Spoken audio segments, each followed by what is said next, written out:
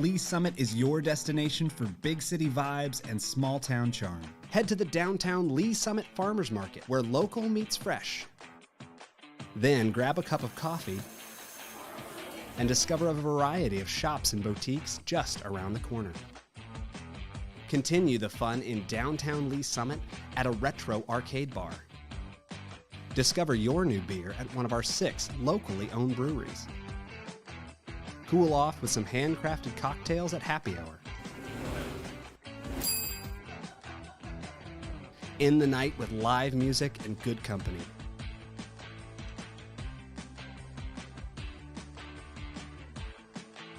Lee Summit, Missouri. Hello, Lee Summit. Here's your flash briefing for the week of December 18th. City Council will meet for a regular session Tuesday night at 6 in Council Chambers in City Hall. If you can't watch, quickly catch up on the City Council meetings by subscribing to the Council Debrief newsletter, which breaks down 3 to 4 key agenda items. Subscribe at cityofls.net. You still have time to pay your Jackson County property, business, and real estate taxes at City Hall. The city benefits by receiving 1% of all tax dollars collected. You can pay at Treasury in the lobby or use one of the drop boxes located outside of City Hall.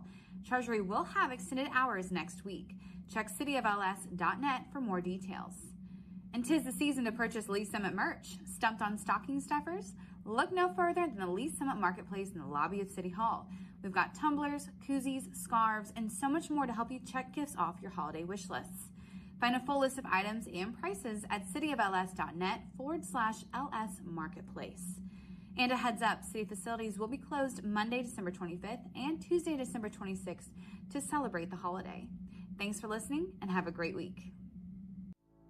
Traditionally, we think as police officers, those responding to law enforcement needs within the community. But honestly, we are there to serve our citizens, and our citizens do go into crisis. They do have mental health crises, and we're being called to those scenes on a regular basis. In order to help serve those citizens better, we did initiate the Crisis Intervention Team Program. These are officers that are specially trained to de-escalate crisis situations. Recently, we've brought co-responders onto the scene, licensed qualified mental health professionals housed within our police department, and they respond with those officers directly to those scenes where a crisis is occurring so they can interact with that citizen and get them the help they need right there on that scene.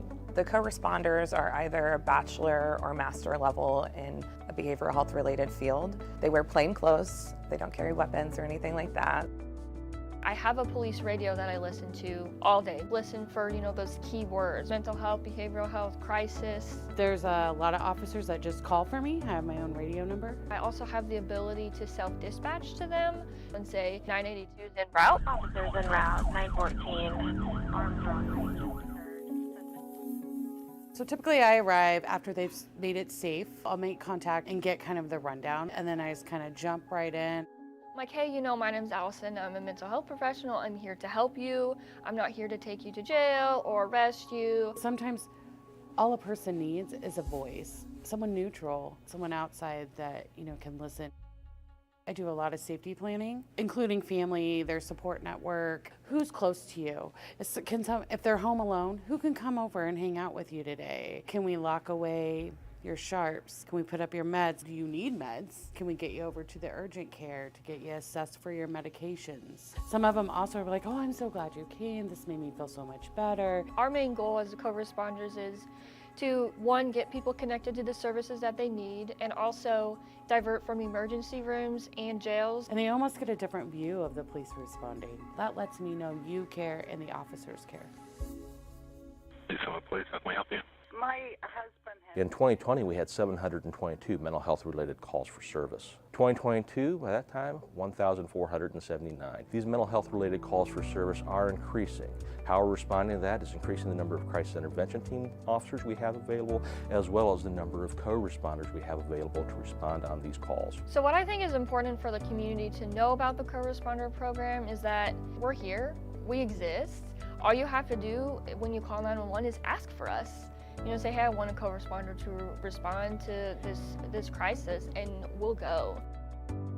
I was really struggling about 8 years ago on my personal journey with mental health, and I met some amazing social workers and amazing programs that have helped me get to where I am today.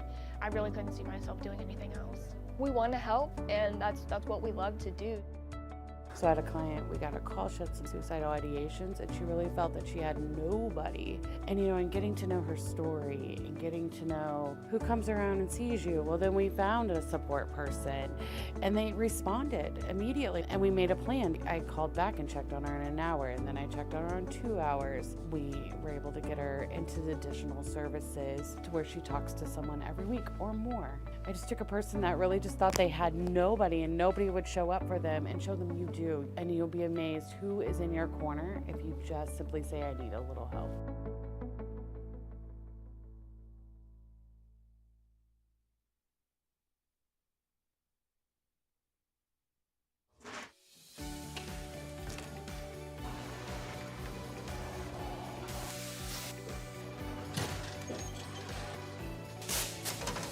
Welcome to the Lee Summit Sign Department. We are going to walk you through our process from start to finish. We make signs as needed here. It's not like we just go out into the field and place a speed limit sign here, no parking here. Our traffic engineers, they go through and they'll do field studies. They'll send us down an engineering work order for us to go out, place new signs or remove signs as needed. Coming from the material, our blanks come in and they're just aluminum blanks. We can put our white, our red, our fluorescent yellow, green, whatever. And basically what it looks like is just that there. Throw it up into the roller.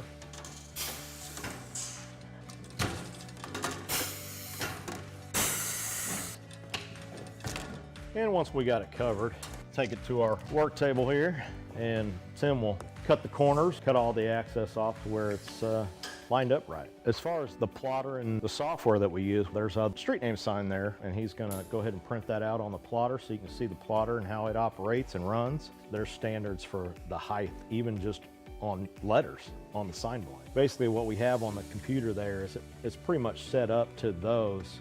And it goes through, it's got a very small but sharp needle that goes through and cuts everything out, letter by letter. Once that's done cutting, our next stage would be bringing it over here. Currently picking out the sign letters right now. We call it weeding or picking or however you want to call it. Next, putting it on the transfer tape.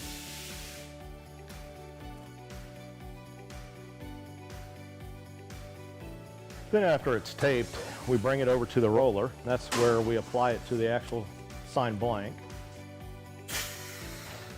And we'll roll it through one time just to get the air bubbles out.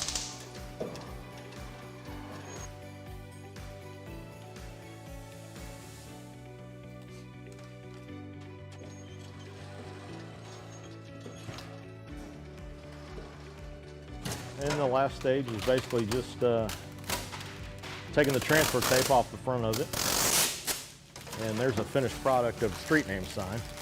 We'll take you out to the field and show you our process that we go through.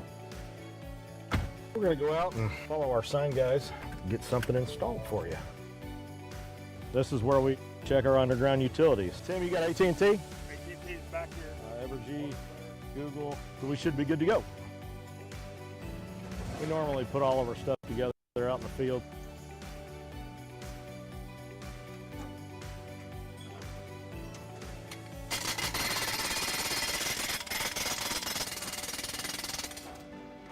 Then once the base is installed, we'll go ahead and put the post in there. We've come up to perfect. And that's how we do it. Simple, quick. Good questions. Yes, Councilmember Edson. Since this is a cooperative agreement, is this similar to like when we buy things through the mart? It'd be similar. We don't buy through them. We moved to Lee Summit right before we had our third child, and we ended up raising all 4 of our children here.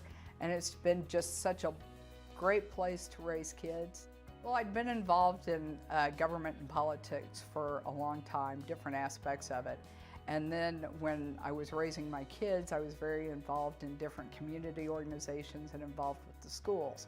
And as my kids got older, and I saw them and their friends starting to leave the community, I realized that there were some things that needed to be done in order to attract younger people back to Lee Summit, and I wanted to be part of that conversation.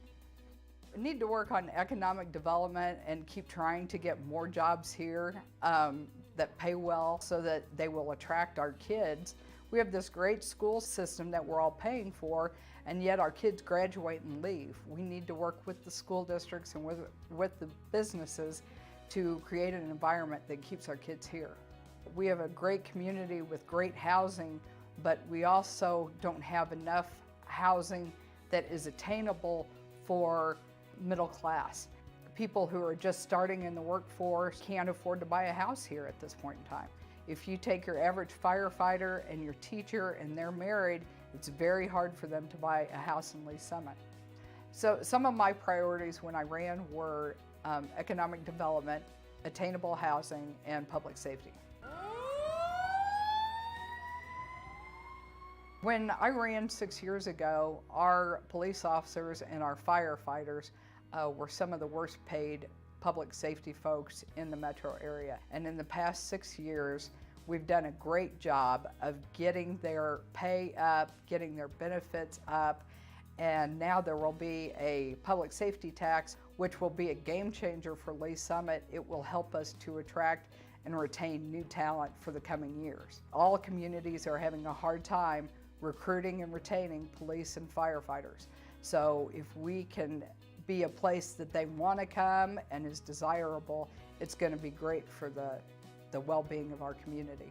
We need to make sure that not only are we paying people well, but that we have enough fire stations as the city grows. We need to make sure that we grow the police department. Something else I'm really proud of, the replacement of Fire Station 4 and 5. I started taking council members on tours of Fire Station number 4 to show them how badly a replacement for that station was needed. There are so many opportunities to get involved in this community, whether it's serving on a committee, whether it's participating in the Citizens Leadership Academy, which the city sponsors. It's easy to sit at home and complain and think you understand how it works, and then when you actually understand how it works, you have a better appreciation for it, and you'll want to get involved more. I just wanted to clarify that. I think Hillary did a great job. Thank you.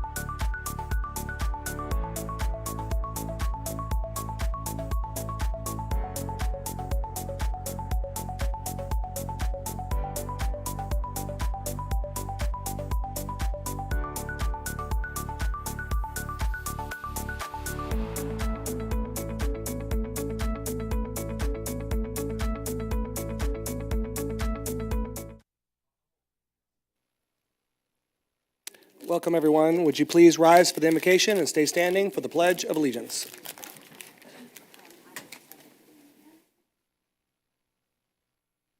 Heavenly Father, we come before you with gratitude for the gift of Christmas and the unity it brings. Bless this city council with wisdom, compassion, and a spirit of collaboration as we work towards the well-being of our community. May our decisions be guided by justice and fairness, and may we find joy in serving others during this festive time of the year. Keep our community safe as we share the spirit of the season with others. Amen.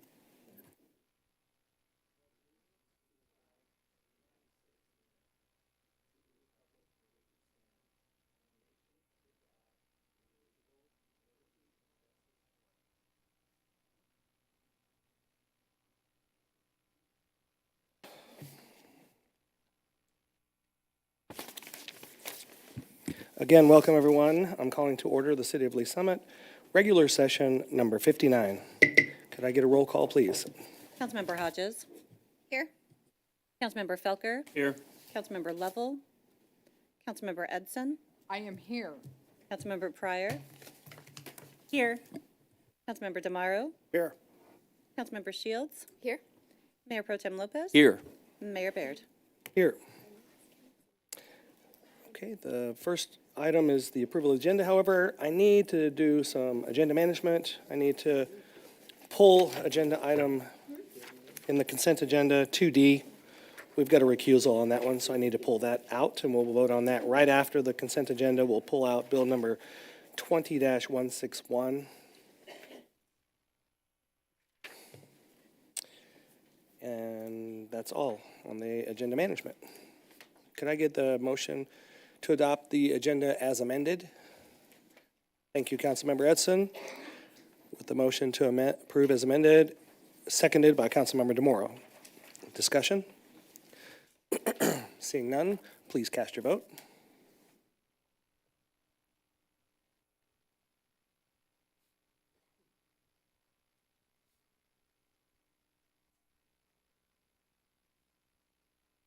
It's a different screen. There we go. All votes are in. Please record the vote. It's approved as amended, 8-0. Thank you all. That would take us to the consent agenda, which is less item 2D. I have a motion to adopt the consent agenda by Councilmember Shields, seconded by Councilmember DeMauro. Discussion? Seeing none, please cast your vote. All votes are in. Please record the vote. And that motion also passes 8-0. Councilmember Shields, would you consider reading bill number 20-161? Certainly. Move for adoption. of Bill number 20-161, an ordinance accepting final plat entitled Sequoia Residential Tract 1 as a subdivision to the city of Lee Summit, Missouri. Thank you. We have a motion to adopt Bill number 20-161 by Councilmember Shields and seconded by Councilmember Hodges. Discussion? Yes, Councilmember DeMoro. Thank you, Mayor. I have a question. I don't know, Ryan, my question, I'll tell you, I'll say it as you're coming down. We had if my memory serves me, we had a PDP a little over 3 years ago, a preliminary development plan 3 years ago. And so this is the final plat to Sequoia. Whatever happened with the PDP? Did it expire, and did we renew that? Or I'm just looking for history of what happened prior. Ryan Elam, Assistant City Manager, and I'll ask Josh to come down as well. And while Josh is coming down, it's very typical for a preliminary development plan to come through and then submit a final development plan and final plat. Throughout that whole process as well, the final plat is not final recorded until the infrastructure is completed, and that's really what happened in this instance. The infrastructure needed to get completed or security provided for that completion prior to the final plat being final approved and final read by City Council. And that happens. There was some delays in construction throughout that time period, but when that final development plan was submitted, that locked in that preliminary development plan. So that preliminary development plan is still active on this. So I missed the final development plan. I mean, I've forgotten about it. You know, the PDP was over 3 years ago, and yeah, okay. Thank you. Thank you very much. Thank you, Mayor. Thank you. Any other discussion? Seeing none, please cast your vote.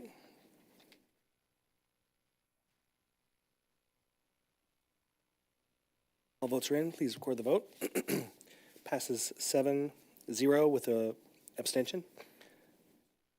And then is to council roundtable. Items of general interest, things going on in the community.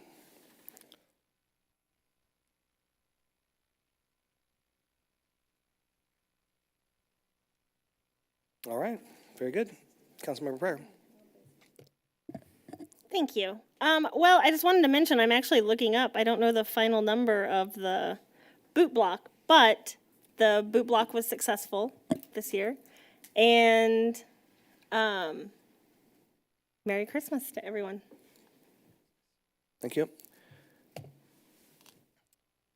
That will take us to public hearings. So I'm going to close the regular session and open the public hearing in the matter of agenda item 4A. A prior mixed-use community improvement district is the application. Griffin Riley Investments, LLC is the applicant. Would all those wishing to speak to this matter please rise, being sworn in by the city clerk.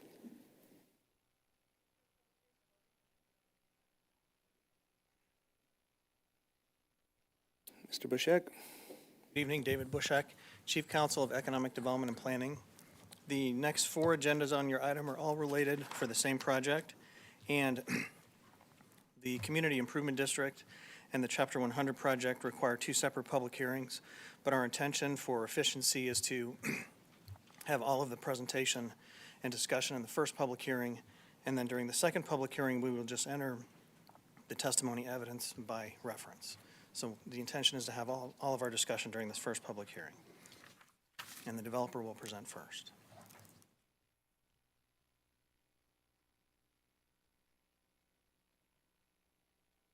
Very good. Mr. Peterson. Mayor, good evening, Council. My name is Kurt Peterson with Polsinelli. I'm here on behalf of the developer. This is a public hearing, will be official, 900 West 48th Place, Kansas City, Missouri. The developer, as you know, is Griffin Riley, a Lee Summit-based wonderful company that really doesn't need much of an introduction, with quite the excellent track record and no doubt poised to do the same with this project if it can move forward. Here with me is Jake, over here in the background, Vice President of Griffin Riley, and then Matt, who is the Director of Acquisitions and Entitlements. So this presentation is going to sound pretty familiar. kind of unapologetically, given the way we do process in Lee's Summit, not a bad thing. We presented this project through a conceptual presentation, it was October 24th, so just under 2 months ago. We received positive feedback that night, and we went through zoning that night, PDP, and all was approved. And we're back tonight with the same project, the same proposal. And so because this is an official Chapter 100 and CID public hearing, again, we'll be efficient, but do want to cover the main material for the record, Mayor. Okay. So the project site is approximately 21 acres at the southeast corner of 150 and Pryor, as you can see on the screen in front of you. The actual project plan that's proposed, again, which you've already approved the zoning and the preliminary development plan, so this is consistent with that. And I always turn your head, so north is actually to the left there. You can see 150 at the left side of the screen and Pryor on the bottom, Pryor heading north-south. So what you're looking at is a mixed-use project that has both commercial and residential components. So let's start with the commercial components. You have 2 commercial pad sites up on the northeast part of the site right here. Building number 4 has the third commercial component. This is building 4. So that's again, to get your bearings, that's the northwest part of the site up at the corner of 150 and Pryor. And this is a mixed-use building, which has 2 stories of residential, over about 21,000 square feet of commercial. Given the visibility to 150 and Pryor here, this intersection, we're seeking, attractive restaurants, retailers, all of which are compatible with this sort of mixed-use environment. And I'm happy to say, even at this early stage, I was just whispering back with Jake for the latest, we've had interest, but we've had a restaurant, we've had a couple of retailers, we have people that are interested, but the first thing they always say is, when will you start construction, right? Before there's something specific like an LOI or eventually a lease. So we don't have answers for that just yet. But I'm happy to tell you that there is market interest in the project as we've put it on the screen and had it approved in PDP format. The second part of the mixed-use project is multifamily. There are a total of 4 multifamily buildings. We just talked about one of them, building number 4 on the screen, which is that mixed-use building. It has 2 stories of multifamily, again, above the commercial. Then we have the second and third, building 2, building 3, right here that are multifamily, that are right here facing the Central Park area we have. And then finally, my favorite building is building number 1. This is where I would live, is in the south side, facing the pond amenity and the pool and the playground, the dog park, and this whole enclave back in the back.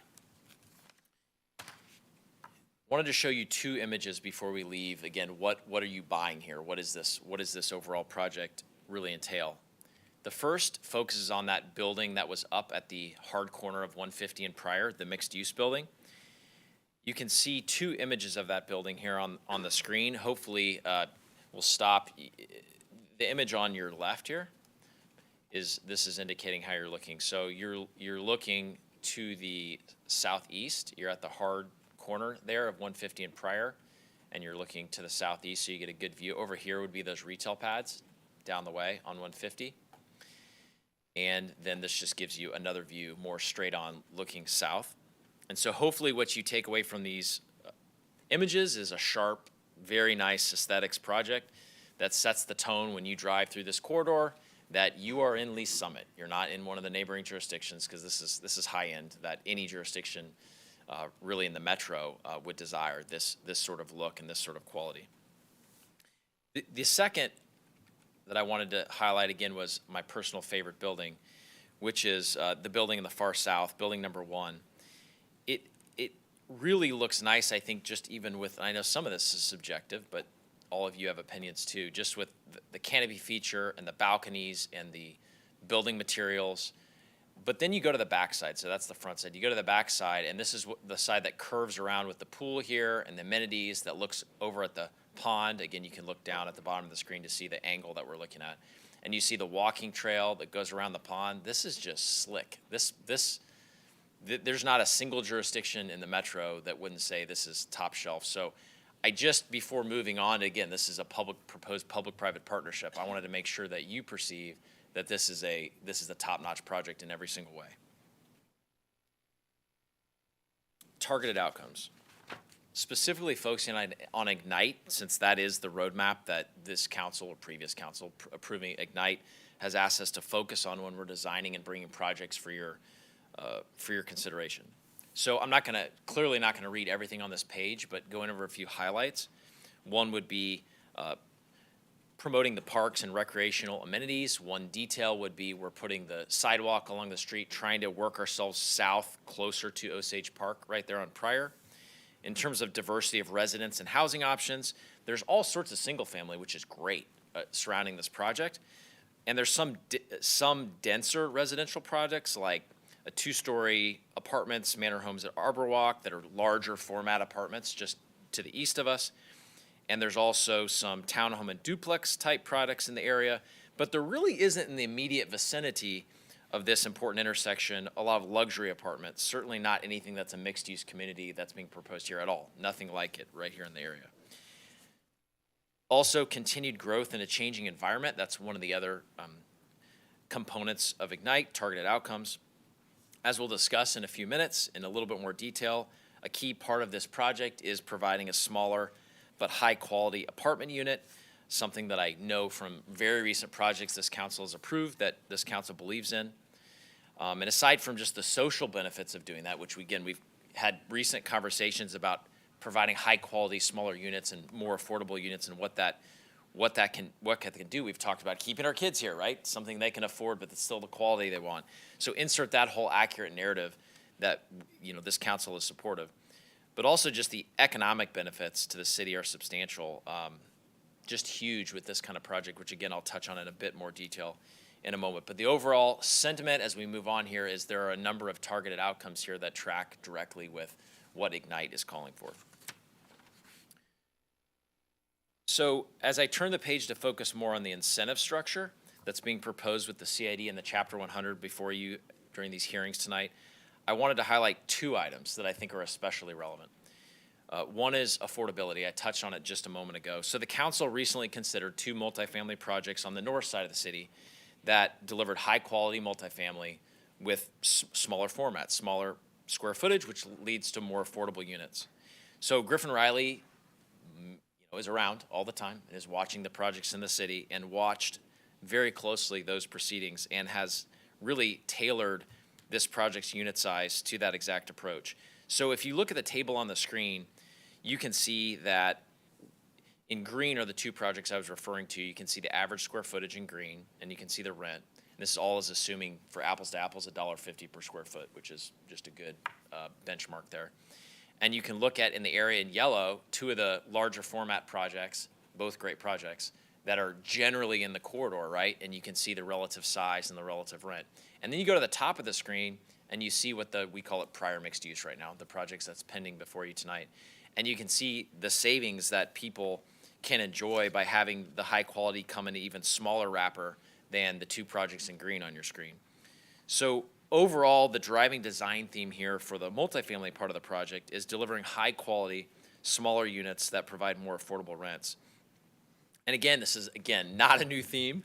These 2 projects that were recently proposed, you can just think of this as a little bit of like a 2.0, right? It even squeezes out a little more rent reduction by providing the same great quality. So that was one, affordability. That's a big part of the overall multifamily project in front of you. So the other, I said there was 2 items I wanted to highlight. The other is the public infrastructure cost here. There's just more public infrastructure costs than is typical on a project of this size. So you can see, again, I'm not going to read everything on the screen, but you have that in your packet, and we talked about it at the conceptual. There's almost $2 million of public infrastructure costs, which if I sum it up high level, you have cost up on 150 with turn lanes. You have signal timing, which isn't a huge cost, but it's part of what you're doing. You have turn lane as you're heading southbound on Pryor. You have northbound turn lane, and you have widening of Pryor, all of which is at significant cost, let alone Osage, which is actually a public street extension across here. And then you have I'll call it, the engineers may not use this phrase, but a regional swale, that is regional water coming through that we had to deal with at the southern end of the property. So you put all that together, and you're dealing with about $2 million, which is well above what we typically would expect for a project like this. So those are just 2 important topics, affordability and public infrastructure costs, that I wanted to make sure are clear in our mind before we move on to talking about the incentives proposed tonight. So as Mr. Bushek said, there are 2 different incentives to make this project happen. One is a CID sales tax and one is Chapter 100. There's two technically public hearings, but I'm going to present both because the mayor nodded his head saying that was okay for efficiency here. We'll start with Chapter 100. With Chapter 100, there's two benefits, as you've heard many, many a time. First, there's a payment in lieu of tax, right? A predictable real property tax schedule. And then sales tax exemption on the materials when you're building your project. The first being the fixed pilot. So the proposed first-year pilot is $1,600. As you can see on the screen here, how that was derived, it was actually derived in the same way as those two projects that were recently approved at the same pilot that were green on that previous slide. The only difference here is, again, this is kind of 2.0. They found a way to make the units even smaller, 6.5% smaller, which if we use that same formula that we used before would say, look, that would squeeze us down even a little bit more in terms of a pilot. But Griffin Riley determined that in terms of the economics of the project, they can live and be fine at that $1,600 per unit from the previous two projects. So what's proposed to you is the bottom line here, proposed $1,600 in taxes per unit. Again, nowadays we've had the discussion so often, I kind of insert prior discussions. I know each of you appreciate just how grave of a concern it is when you're trying to finance and move forward with a project like this, that you don't have uncertainty on your property taxes. That's what's the large part is driving the predictable taxes here, and the ask for that. The second piece of Chapter 100 is sales tax exemption on construction materials. You can see on the screen in yellow are the key numbers. 75% of this does not affect the city. It's about 25%. You can think of it as the city's contribution to this. As we've talked about, again, with previous projects over the last few months, it is not financially beneficial when you're Griffin Riley to come in and provide a really high-quality product. Again, you've seen in the renderings and on the screen, and you've already approved from a zoning perspective, but then make the units smaller. That literally is shooting yourself in the foot financially, but they have a greater goal, which is affordability. So this sales tax exemption on construction materials by reducing the overall construction cost at the beginning really helps to make up for some of that, in addition to the public infrastructure costs that I just mentioned a few moments ago. The other incentive here, the other public hearing, is a community improvement district. So this community improvement district that's been proposed would levy a 1% sales and use tax on all sales that happen in that approximately 40,000 feet of commercial with this project. That's the bottom floor of the mixed-use building, and then those two pad buildings up on 150. So the way it would work is developer would come out of pocket, the full approximately $2 million. That's developer's cost. They borrow money. They have cash. They have to take care of all of that up front. But then, over a course of years, if the developer delivers and performs and gets businesses in there generating sales tax, as we hope and expect and are targeting, they would be reimbursed some of those costs, not all of them, some of those costs over a number of years. This is, as you heard in my inflection of my voice, good, because it's providing motivation and really making the developer put their money where their mouth is when they say this is a mixed-use project, because if it's not, and they can't deliver for whatever reason, sales, then they're not going to get any CID sales tax. So this is one of those ones where you got to prove it when you're a developer, when you propose a CID. On the screen, before we move on from that, is a sources and uses that shows those project costs, approximately $65 million. It then highlights what the CID is projected to generate over several decades. And so the developer, again, I keep calling it approximately $2 million, and then over a long period of time would be reimbursed a portion of that, which makes up that slide that I showed you with all those public infrastructure costs. That's what that CID would help with. At the bottom of the screen is the metric we talk about every time so that you can help to get to apples comparison of previous projects that you've considered. The incentives to cost percentage here would be about 4%. Now, again, kind of a broken record, the way we do it, that takes into account the sales tax exemption on construction materials and the CID sales tax, but not the abatement portion of the fixed pilot schedule, because I always trust Mr. Bushek and staff to calculate that the best, and you wanted to hear him say it anyway, so you'll see when he stands up here that his percentage is slightly higher than that, but still the overall is very low compared to other projects that you've considered and approved in the past. So economic impact. At the end of the day, one of the main considerations every single time that goes through your minds and helps you determine how you're going to vote, because I hear it in your questions and in your statements, is will this ultimately be a good financial deal for the city and for the taxpayers in Lee's Summit? So today, if you look at the red number at the bottom of the screen, that is not a proposed pilot amount. That is the total amount of taxes that are paid for the overall 20-plus acres in a year right now, $1,699. During the 10-year pilot period, so while the Chapter 100 is in effect, taxes, when you take into account the commercial and then the pilots on the multifamily, it would be approximately $5.5 million. That's the big number at the top of the screen. I mean, it's substantial, let alone what happens after that 10-year period. Huge financial return for the city if this project can move forward. And none of that even counts the sales tax that the city would collect on any retail sales that happen at the project. So as much as any time, while this is a proposed public-private partnership, there's immediate and long-term massive financial return to the city for helping move this forward. So again, not going to read the whole screen, but wanted that in the packet and in the record. This goes to just the apartments. If you just pick out the apartments and ask what's the economic impact of the multifamily on the city, and there's huge amounts of construction jobs, as you can see, which have ripple effects there. There's also post-construction impacts that we use some HBA data to create these multiplier and impact numbers that you see on the screen. They're in the millions. And very significant. Again, all going to the economic impact of allowing this project to move forward. So the big picture point here is not the exact numbers on the screen, but the big picture is that using these two incentive tools, hopefully to move these projects forward, strategically overcome barriers like wildly unpredictable taxes, like high public infrastructure cost, like the cost of delivering small but affordable, high-quality residential units. So it's when we overcome these barriers, it allows us to have high-quality mixed-use projects come out of the ground at visible intersections, at kind of gateways to the city in the south like this. So overall, this project we suggest would have a substantial economic and non-economic, as we talked about, in terms of residents and getting our kids back here, return for the city. We'd ask for your approval of the Chapter 100 plan at the appropriate time tonight, as well as the proposed CID, which both of those together will bring this project to life soon. And love to answer questions when Mr. Bushek is done if you have them. Thank you, Mayor. Thank you, sir.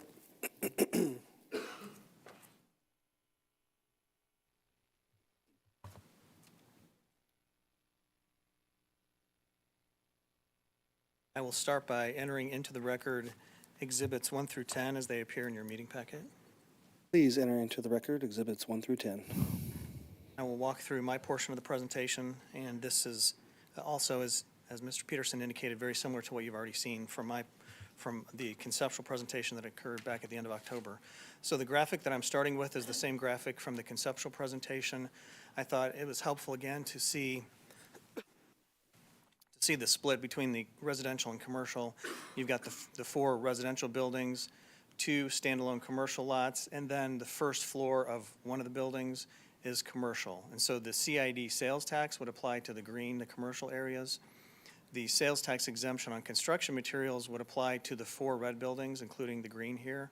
And then the fixed pilot structure under the Chapter 100 project would only apply to the residential in these 3 buildings, and then the residential above the first floor in this building. And that's how those 3 different incentive mechanisms work from a visual standpoint. Then walk through the various components of the incentive request. Focusing on the timeline, first during the construction period would be the sales and use tax exemption on construction materials, and that would apply to the 4 residential buildings that I just showed you in red, and then the commercial on the first floor of building number 4.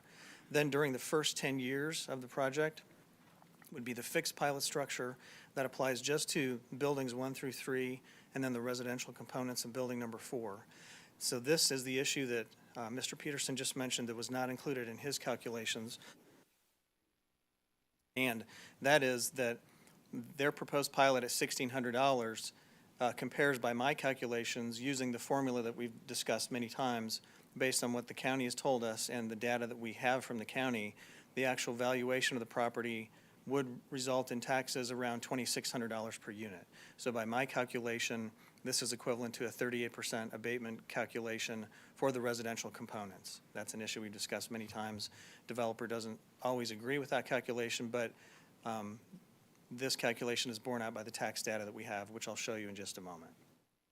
Then the final component during years 1 through 27, up to 27 years, the CID would be in effect and the 1 cent sales tax would be imposed for up to 27 years to realize that reimbursement of up to $1.5 million that they're requesting for the public improvements. Benefit to the taxing districts, the taxes this year, actually less than what Mr. Peterson just showed you. We have it as only $177.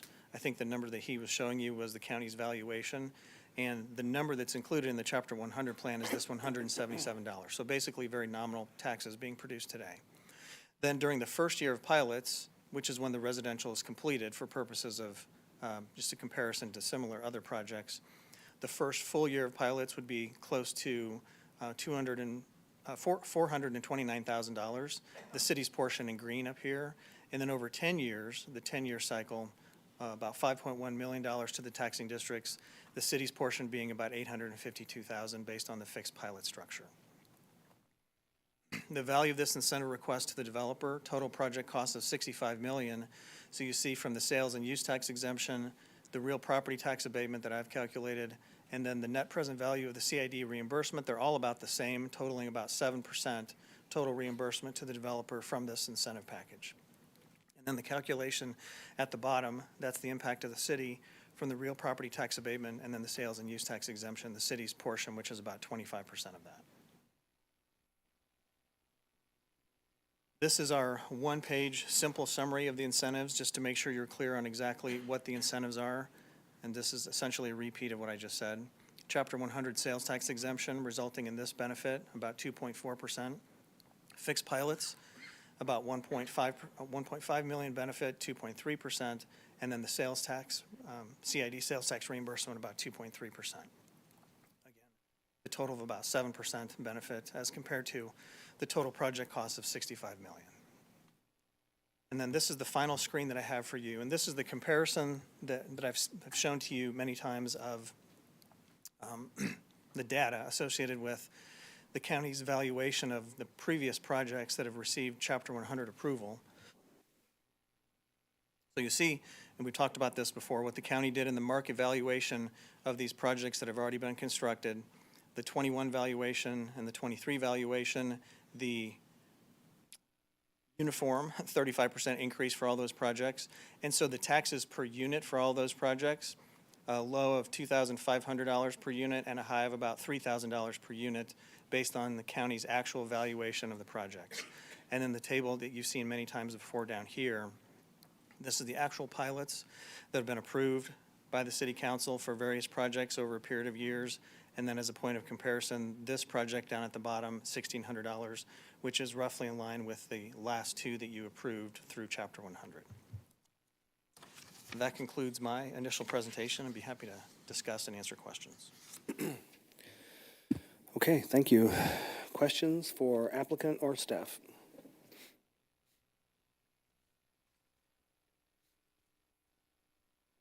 Councilmember Shields. Thank you, Mayor. Probably more for staff. So would you agree with the applicant's estimate of the the public infrastructure costs for the project? I think the estimate of the costs are fair, yes.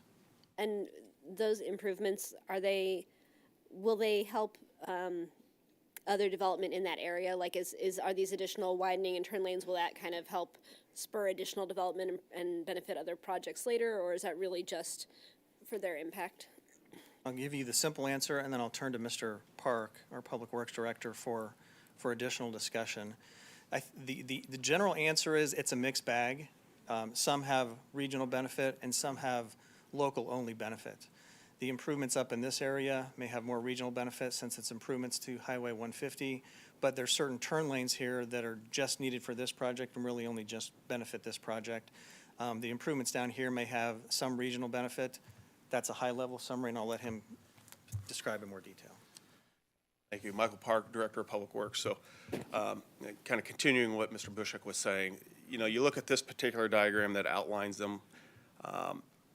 I guess regional benefit is all in the perspective of who's making that determination. I think that when you put it in the perspective of does it benefit other property owners? Yes, some of these do. I think, providing the construction of Osage, which is identified as number 6, that is a public improvement that will provide access and actually kind of foster development of adjacent properties to the east. Without that, those developers of the properties to the east would need to build some sort of road in the same manner that is being proposed here with this project. The turn lane number 2 up on 150, it really is there just to serve this property, but it is to the benefit of all users of 150 highway. The more we can help address and take that traffic out of the through traffic of 150 highway, the better and safer, more efficient 150 highway is. So I hate to give you kind of a loose answer, but it does affect more than just the property. But its impact is maybe only as so far as adjacent road users and the adjacent properties to this development. The project's improvements along Pryor Road, for example, all that's identified as 5. They're taking an interim road that has shoulders, putting in the curbs and storm sewers and sidewalks, and they're improving it to that urban standard that other developers would have to do if they were looking to improve along the corridor south of 150 highway, anywhere along the corridor. They'd be looking for those kind of improvements to support commercial growth. So not a straight, easy answer, but. Helpful. I'm just trying to get a feel for to what extent the city, the community is benefiting from. I mean, I think that the community down there is benefiting from additional shopping opportunities and all of that, but to what extent this is benefiting not just this development, but kind of the community at large, or at least that region of the. To answer some of that question is to each their own. You'll have your perspective of what that benefit reach is and how far it needs to reach for you to consider that to be a regional impact. But something like number 6, the new Osage Drive connector, is that the kind of thing that we would like to have seen at some point anyway, and we're glad that it's getting done now, or is it just because this development came in, it needed this access? Well, the development needs it. I mean, you wouldn't have the development without Osage Drive. But I know we have a lot of street master plans where we say we want to connect here to here, and is this something that was kind of in the back of our minds already that we wanted to see, or is it really just specific to the project? Yes, we did have some collector level planning in our thoroughfare plan where this aligns with to support other property development along the 150 highway corridor. Okay, thank you. Councilmember Felker. Thank you, Mayor. Mr. Park, you might as well come back up. I'll come around, but so just to be clear, that Osage connector, at this point, the property to the east is not developed presently. It's agriculture or whatever it is presently, right? That's correct. There's undeveloped property between this subject site and what is, I believe it's a church that's further to the east. And like this site, the church was also building that collector network, and now we just have undeveloped property in between that will be supported by both collectors that it would be built. And I'd ask, I think you've already answered this question, but just because when I looked at this first, I thought, well, is this a private street or public street? It is a public street. This is a public street. Right between development. It will be replatted as well, in between, when you have properties on two sides of a street. It'll be platted with right-of-way, public right-of-way for public street, public sidewalks, correct. And I appreciate Councilmember Shields' questions. I think it's a really valuable way to think about it. The improvements on Pryor Road don't go further south than the property boundaries. Is that correct? They will go down to Napa Valley Drive on the south side. Really what they're doing is compliance with the city's unimproved road policy for commercial development. It needs to be built up to that expectation of urban road standards. And that would be, essentially, it's so close is where Napa Valley's, it makes a good terminus for those improvements. From there, which is almost the entire length, just a little bit beyond the length of their property frontage, both sides of the road up to 150 highway. And I don't see it on the list we're looking at, but did I hear someone say that there's going to be a sidewalk that runs north to south? Right, so when they improve the roadway and they replace the paved shoulders, yeah, your non-motorized facilities would be included with the roadway improvements. A sidewalk that runs north to south, that's what I'm asking. Correct. Okay, yeah. Make sure I heard that correctly.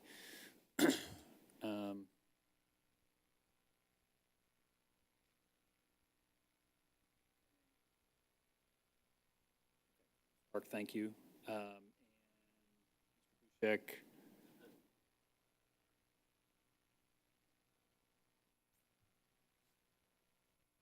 Okay, so you, and I think you described this, but when it comes to those incentives, the Chapter 100 with the mixed-use building, you're literally going to be writing that contract to where it applies to certain floors, and that building will have to bifurcate how they pay taxes. Yes, so the implementation documents for the Chapter 100 plan will impose the pilot structure based on the number of residential units in this structure, which will be above the first floor, not including the commercial. Does that answer your question? Yeah, so I don't know if they'll have to condominiumize necessarily. It's a calculation based on the number of units in the structure. And, but the Chapter 100 then only apply there, so then the retail units don't have the same benefit because we're not doing it per unit. We're not value like we do the $1,600 per unit. Correct, yeah, the pilot structure, the 10-year pilot structure will not apply to the commercial, and the commercial will have no component in that calculation. They would pay real property taxes like any other commercial property would. Yes, and so one of the things that we talked about is, I said they won't need to condominiumize it, but one of the things that we can borrow from, which is a technique that we use for the Streets of West Pryor project, if you're familiar with the apartment complex, that's the main apartment complex that's facing out toward Pryor Road, you've seen that there's commercial on the first floor, and then there's residential in the middle and residential on the top floors. And what we've come to call those, the front portion of that first floor, the residential cubes. That's what we started calling it when the project was was going through the process. We still call them the residential cubes today. And so what the county did, and this was based on our work with the county created different tax parcels. There's one tax parcel for that structure that's everything but the commercial cubes. Then there's a second tax parcel that's just the commercial cubes plus the parking lot. So the county calculates a tax bill for the residential portion and then another tax bill for the commercial cubes portion, and that's fully taxable as commercial property.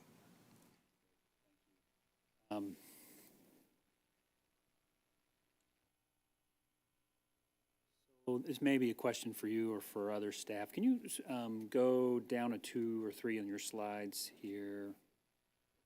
Back up. I think this is the one. So I'm just kind of thinking through this. The question I have in my mind is, how do we compute the value of services required by a new development?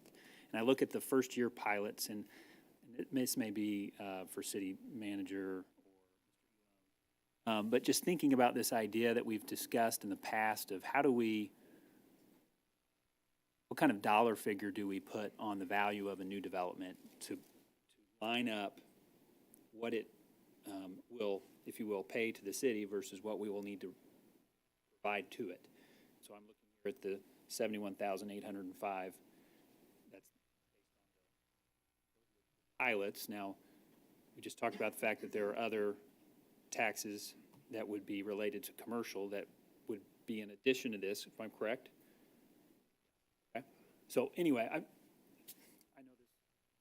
We've had this conversation. It's been a little while since we've talked about it, but it always kind of concerns me when we go from, okay, yes, there's no taxes now, but, and then the number looks nice because it's more, but what do we really need to provide city services to the new development? And I don't know if we've really come to a kind of meeting of the minds of what that is for the City of Lee Summit. So Mark Dunning, city manager, I think the best way to respond to that is we don't have a number. In my mind, it's all based on what types of uses are going on within there, how much public infrastructure are we building and then assuming responsibility for.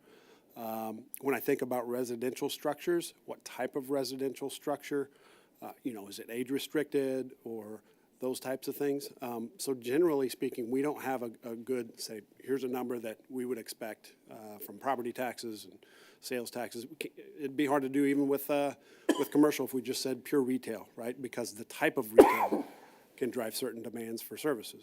So that is a very difficult one to pin down and say, here's a number that we would look to recover from a revenue perspective to provide the services that we do throughout the community. That's a tough one. And I could provide a little more backup to that answer also. This issue was raised by the city council, I'll say within the last year to 18 months. I remember you asked the question and it had been a point of discussion for more than one project. And a number of city staff members, including Mr. Elam, Mr. Johnson, Mr. Dunning, myself, we actually had an extensive meeting attempting to do the calculation that you're asking about. And it was one of those whiteboard sessions where we ended up writing so many different variables on the whiteboard that could affect the calculation that he was just describing. And it goes to the age of people that live there. Are they seniors? Are they young? What's the crime rate? What's the emergency call rate? All sorts of other variables that go in. What's their usage of the road system, number of trips? Younger people travel more. Over 55 may travel less. There's all sorts of variables. And we determined that it was virtually impossible to come up with a working model based on all of those variables. And the summary I just gave you is nowhere near complete. To attempt to come up with a formula or a matrix to apply to a project when it comes in the door to answer that question. We did, and we tried to whiteboard it, and there's so many variables that there's no good way to model it. And then put a cost to each of those variables too. So we did put a good amount of thought into it. Appreciate that. Thank you. Trying to think of some other way to arrive at it, and whether you look at other parcels and just see what they actually produce now, perhaps without incentives. But again, find the magic parcel that fits a similar or same description. So, okay.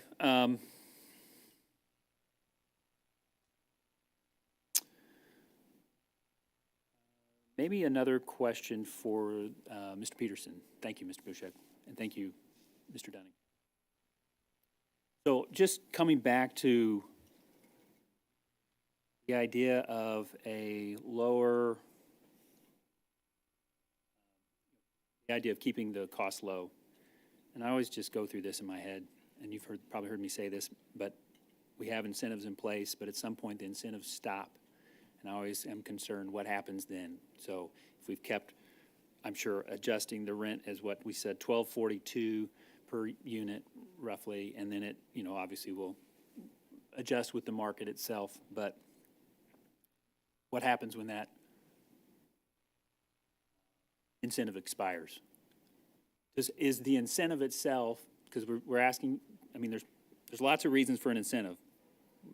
Certainty may be one of them, but if I think maybe there was one of the words said was that keeping that also helps keep the costs low, but then 10 years from now, we don't have an incentive anymore. What happens to the rent rate? You may remember that I enjoy this. This is one of those nerdy questions we've done publicly, I think maybe not publicly before. So it can be a long answer, so let's go bite by bite, and we can go as deep as you want.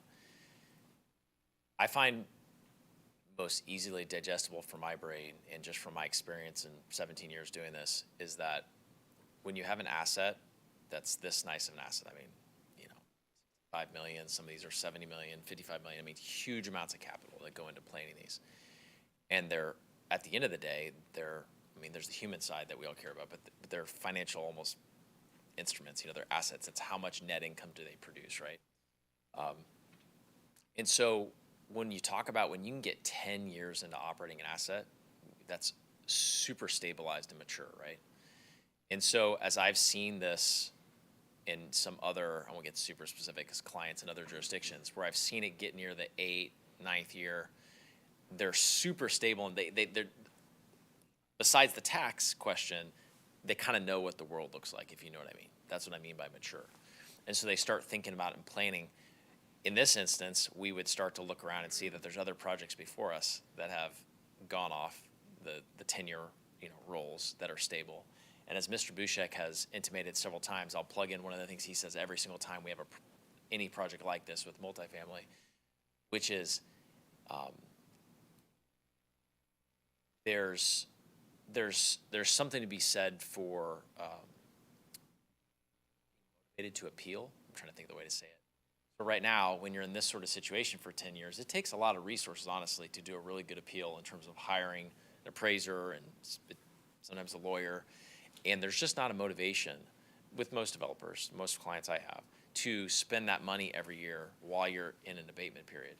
So my professional hunch experience tells me that as a lot of these projects get closer to the 11th year, there's going to be a lot of resources put in to what and I think this is right and wrong, just don't say it, I'm not ashamed to say this, to right size some of those values you're seeing. The 35% jump and all of that, there's just not a huge motivation to spend the time and money to get those down, but I think you're going to see a huge amount of pressure. So I'm going to stop with this, and there's a couple of the paths to go down.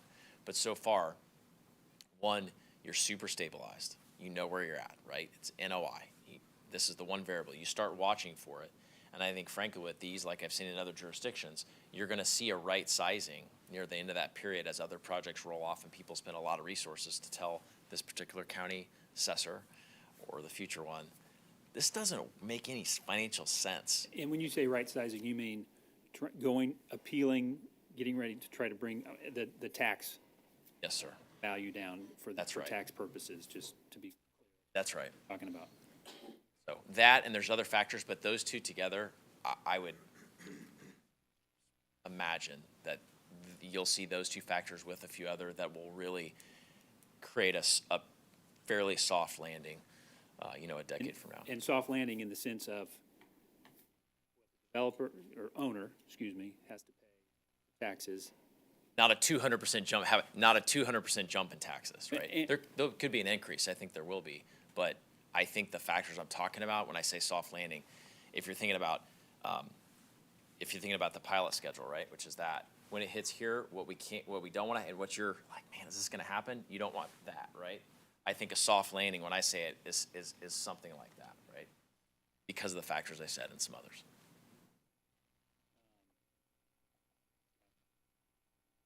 And so then the other piece of that is, again, maybe we're talking about owner and what owner pays, but ultimately then comes back down to what also the tenant is paying. That's a really, really good point and question.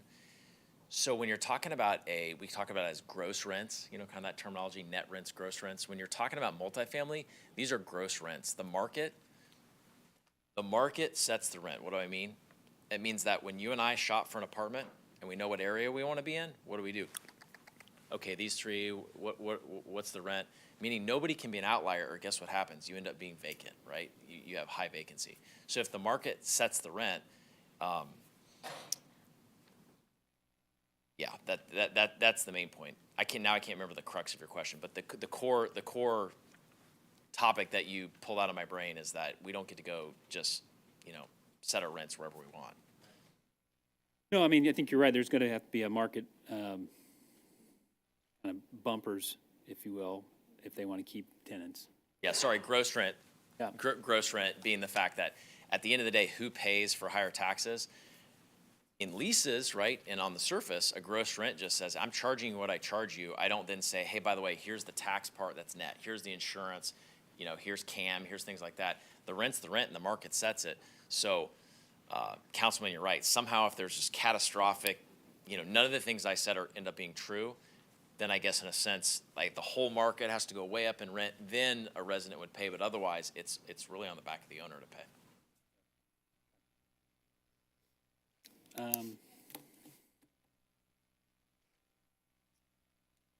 Thank you, Mr. Peterson. And Mr. Bushek, maybe one more question or two. And perhaps just scroll down, if you could, to the... Yep. So we obviously thank you always for giving this information in front of us.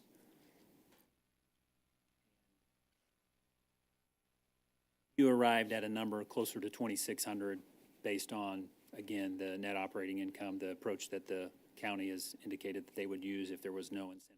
Well, so one quirk there, what we use is actually 90% of construction costs. Right. Because the county, and so this is an interesting point to maybe tack on to the last discussion. I was just having another thought.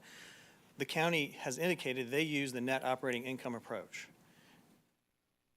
Critical here, but if you take a look at this column, does that reflect net operating income?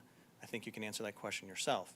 But to build on what where the discussion just ended, I think what's going to happen is once this project jumps from this pilot down here up to these taxes, then what Mr. Peterson has said is going to happen. And I think they will hire experts to go to court, to go to the appeal, go through the appeal process and say, here's our actual net operating income. And this number here should be more like this number down here to be reflective of our net operating income, which is the formula that you're supposed to be using as opposed to this up here. So I may have. You're great. No, Okay. you're fine. I mean, and the reality is right now, the incentivized projects, we don't have the benefit of knowing what their NOIs are. So we couldn't determine what they are, or what might actually be a more accurate calculation. Correct, which is the point that I've been pointing out for this type of project and previous projects, which is the only data point that we have is what the county's told us, which is our target is 90% of construction costs, and then their actual valuation this year is reflective of that formula, which is closer to 90% of construction costs. So this is the only data set that we have to compare, to show you today. And as this starts to happen, as these start to roll out of their 10-year structure, this data set will start to change and we'll be able to answer your question. You have the dates. I appreciate seeing this. So residents at New Longview rolls off next year, meaning when will it pay in 2024 or 2025? I have to double check the origin date of the bond document to answer that question. So to be pointed, I'm not sure if next year is year 10 or if this year is year 10. We'll have to figure that out.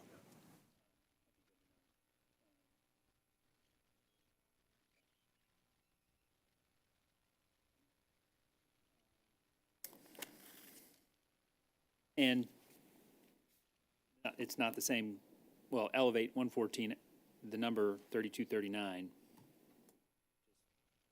the sake of understanding, it's not, obviously we're not dealing with a TIF today at all, but we have a number there. Correct, and that's sort of indicative of what I've been saying, which is the county's been telling us that as new product comes online, they're going to be valuing it higher based on 90% and maybe even 100% of construction costs, and that number there backs up that statement very soundly.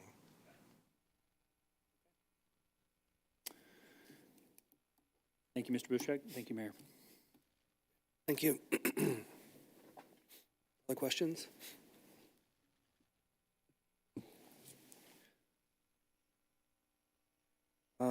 So I'll just ask a few things to make sure after all that, because you guys talked about a lot of different things there. Can we start with you, Mr. Bushek, since you're right there. Page before that, please, sir. One more. So 852,000 over 10 years. That's what your estimating comes in. But overall, it's $5 million in property taxes. Correct. So when we're talking about what's it cost the city, I mean, this is where our taxes go. So there's a lot of things that come into play. We can talk about city services, what expenses come out of that, that we're providing. But they're bringing in $852,000 that we were not bringing in before, basically, correct? And that, in your spreadsheet, includes the commercial and the residential for that number, correct? So this number here, Yeah. this is just the revenue from the pilots. This does not calculate the taxes on the standalone commercial buildings or the commercial on the first floor, which would be in addition to this. This is just an evaluation of the pilots that are produced. Do you have that number?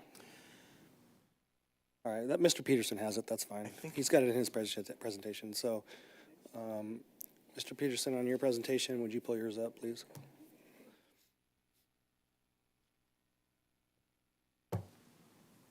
Slide number 18.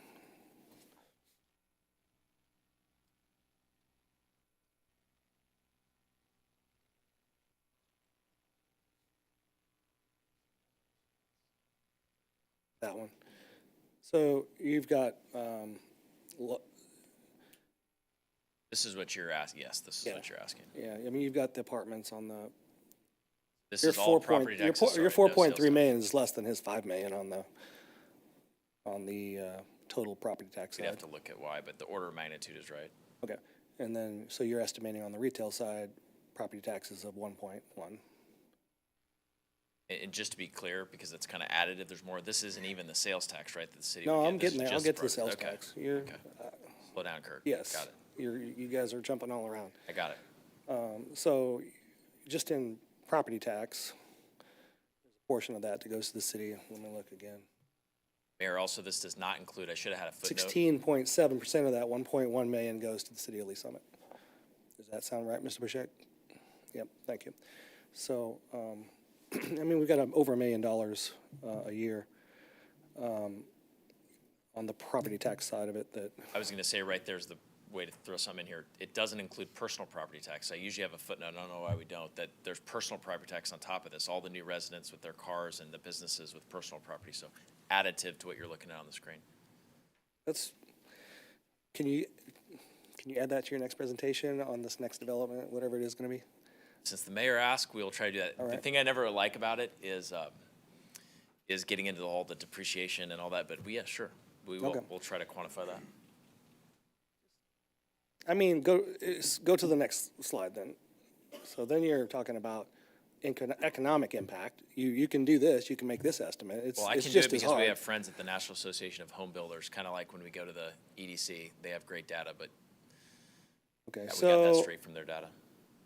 so where's your sales tax estimate? You got your CID, you did your calculations on that, so how much are you bringing in sales tax? Not like the personal property tax, we didn't quantify that, but that one's a lot easier to do order of magnitude because you have 40,000 foot of retail and we could sit here and say, what do you want to do? Do you want to say 250 a foot and run that out? But I do not have a separate slide that does that.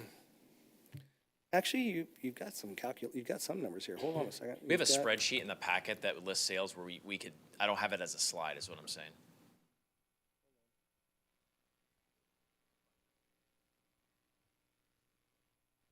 Got a slide. What you can do, Mayor, is you could take the 1% CID, Yeah. which is in the runs, and you can multiply it, are we 2.75?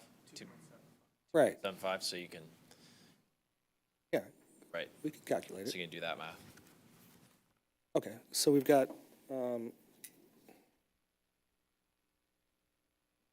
you've got a lot of income coming in that we didn't have before, and the question after all that, Mr. Dunning, is, are you gonna be able to use those dollars and provide city services in a quality manner? Any revenues help in that regard? For sure, Mayor. And then the other thing I'd add to that is when I think about Mr. Felker's, Councilmember Felker's question that comes into mind that I didn't mention is age of structures and maintenance of those structures certainly comes into play. What's it cost to maintain certain properties and uses throughout the city?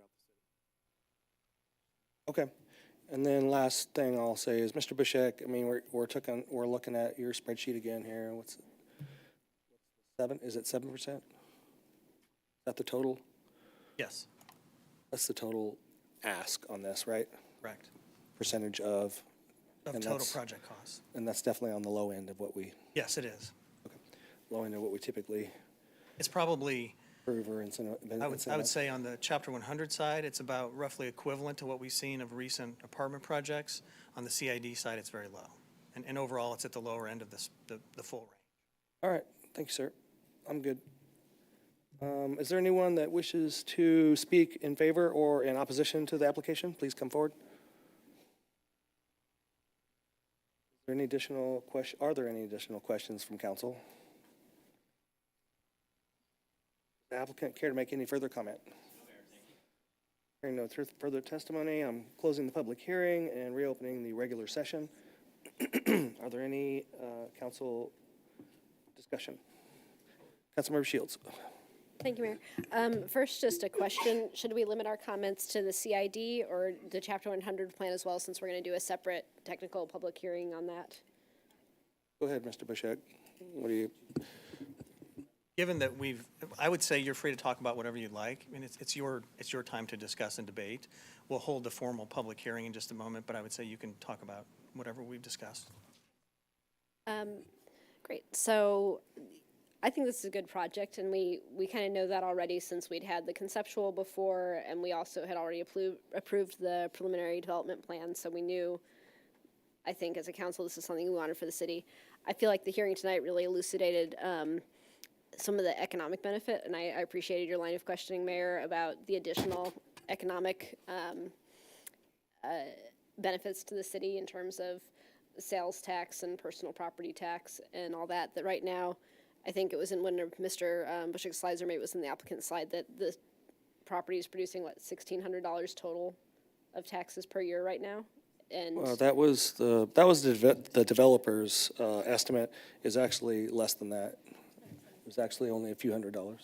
is it a few $100s per year right now, and that was the 1,600 was over 10 years? Yeah. So to be clear on this point, this is the taxes that the property would produce this year. Okay. So right now, it's producing $177 of tax revenue, of which we get our 17%. So it's getting $30 a year right now of economic activity for the city. And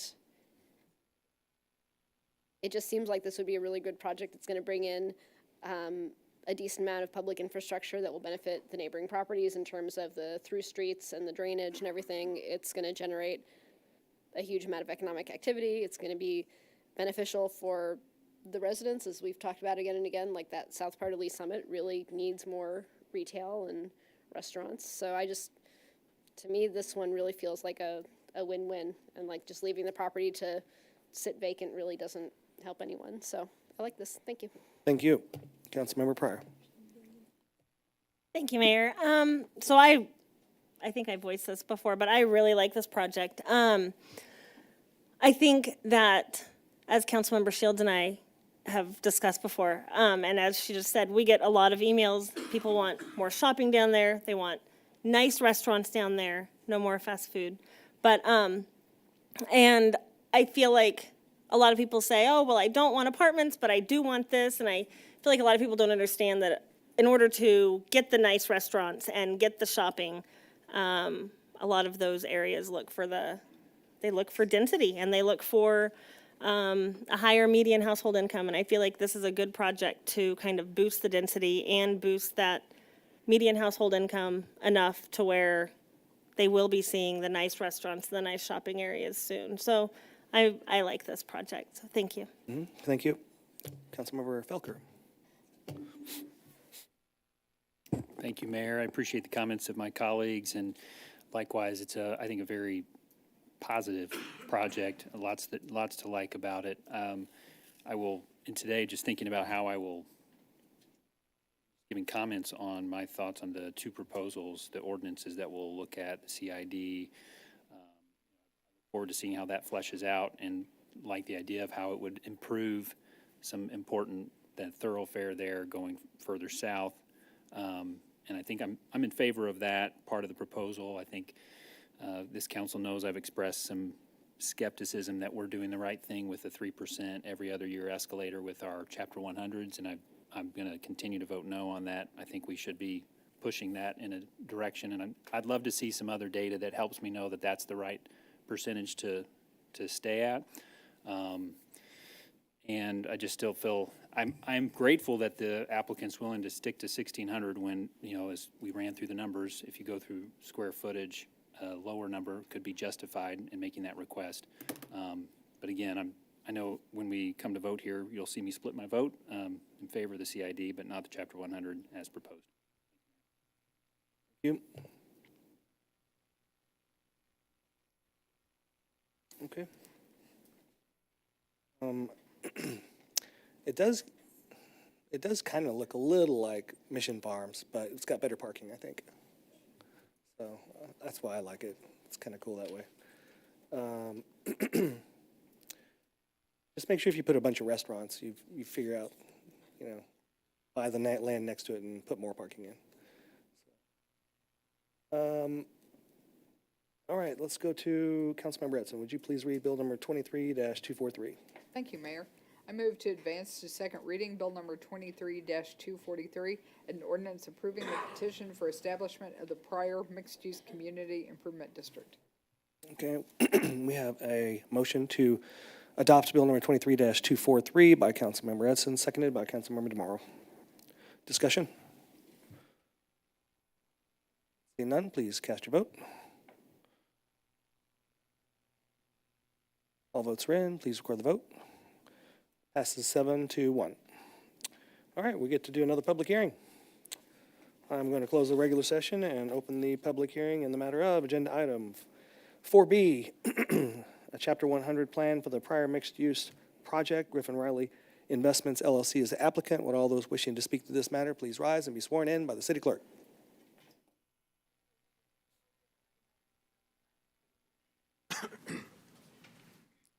David Bushek, Chief Counsel of Economic Development and Planning. I'd like to start by entering into the record exhibits 1 through 10, and then I will add number 11, which is the Chapter 100 plan, and number 12, which is the notice to the taxing districts for that plan.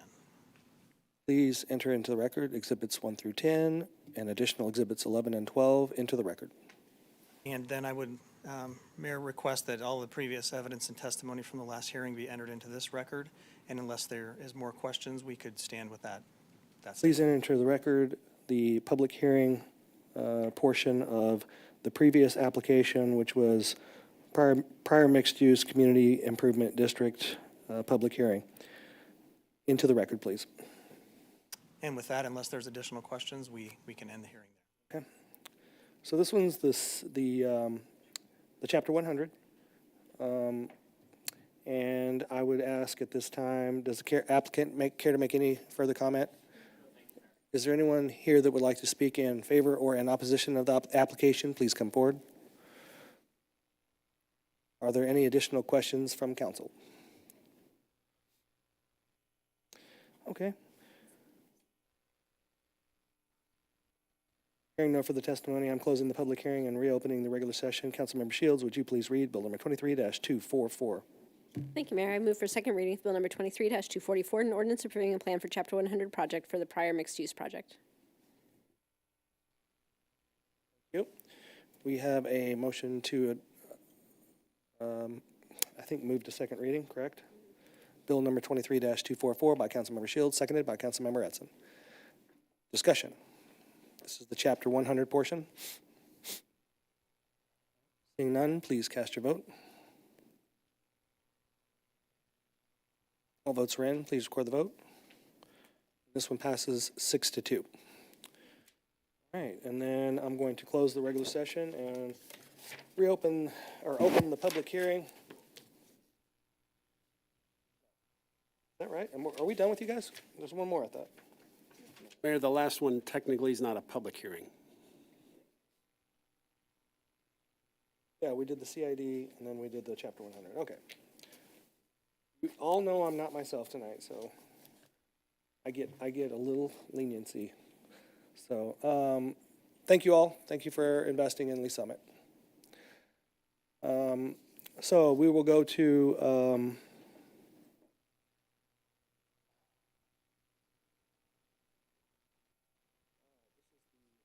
yeah, are we calling it a public hearing, Mr. Dunning? It's under public hearings.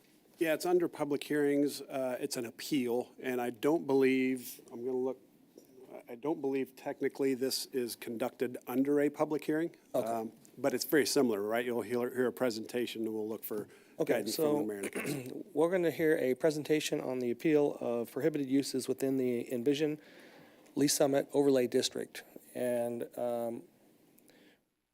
it's not necessarily it's an appeal. It's not an ordinance forwarded from committee or anything like that. So we're going to see a presentation at this point. Looks like Mr. Pennington and Mr. Christie are here, and Mr. Soto with the staff is going to do presentations. So who would like to go first? Councilmember Felker. Thank you, Mayor. As I discussed with you previously, I'm going to recuse from participation in this. Yes. We have a recusal. Oh, Mr. Johnson, you're going to start us off. Thank you, sir. Tell us about Envision Overlay. Well, I wanted to tee up the Got a whole long thing. history. Sure. I don't know the exact year myself. Joshua Johnson, Director of Development Services. So the Envision Overlay is really the topic of discussion tonight.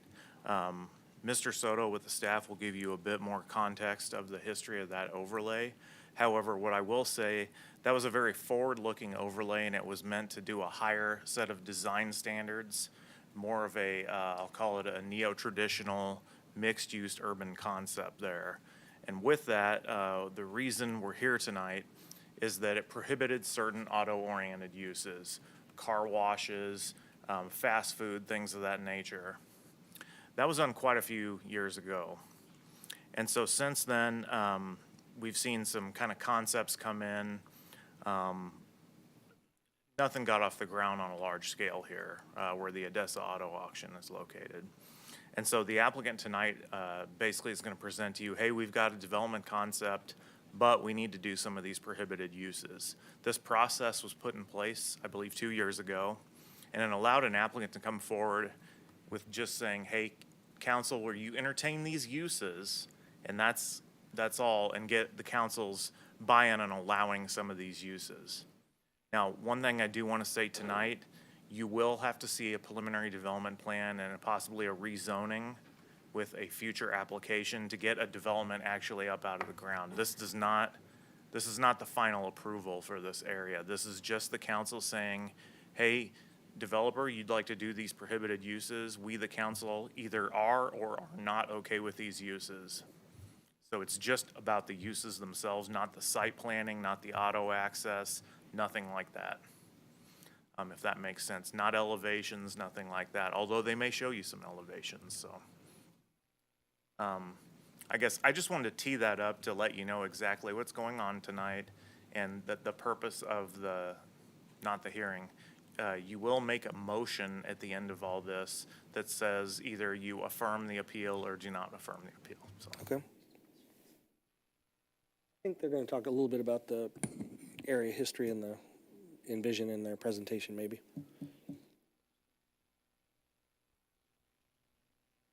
Why don't you at least start us off? It's not a public hearing, so we can go back and forth. Okay, do I have my presentation, Mark?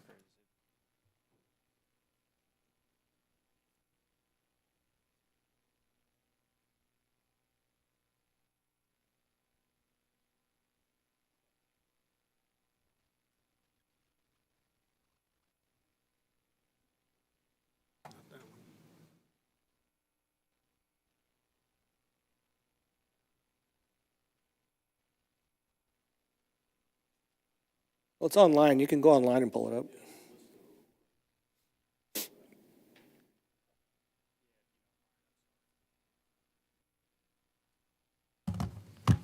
I'd go no presentation.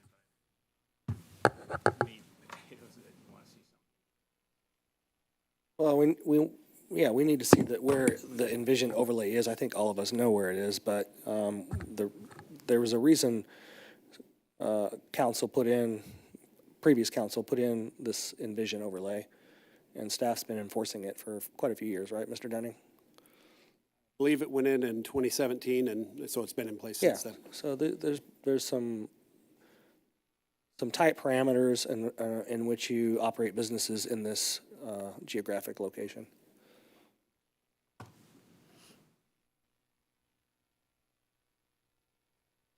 And Mr. Dunning, while they're doing that, the envision area that we're talking about, right along 291 and just south of 50 Highway, the city council and with staff's guidance put this in place to basically protect this area, because what do you think the overall general purpose was?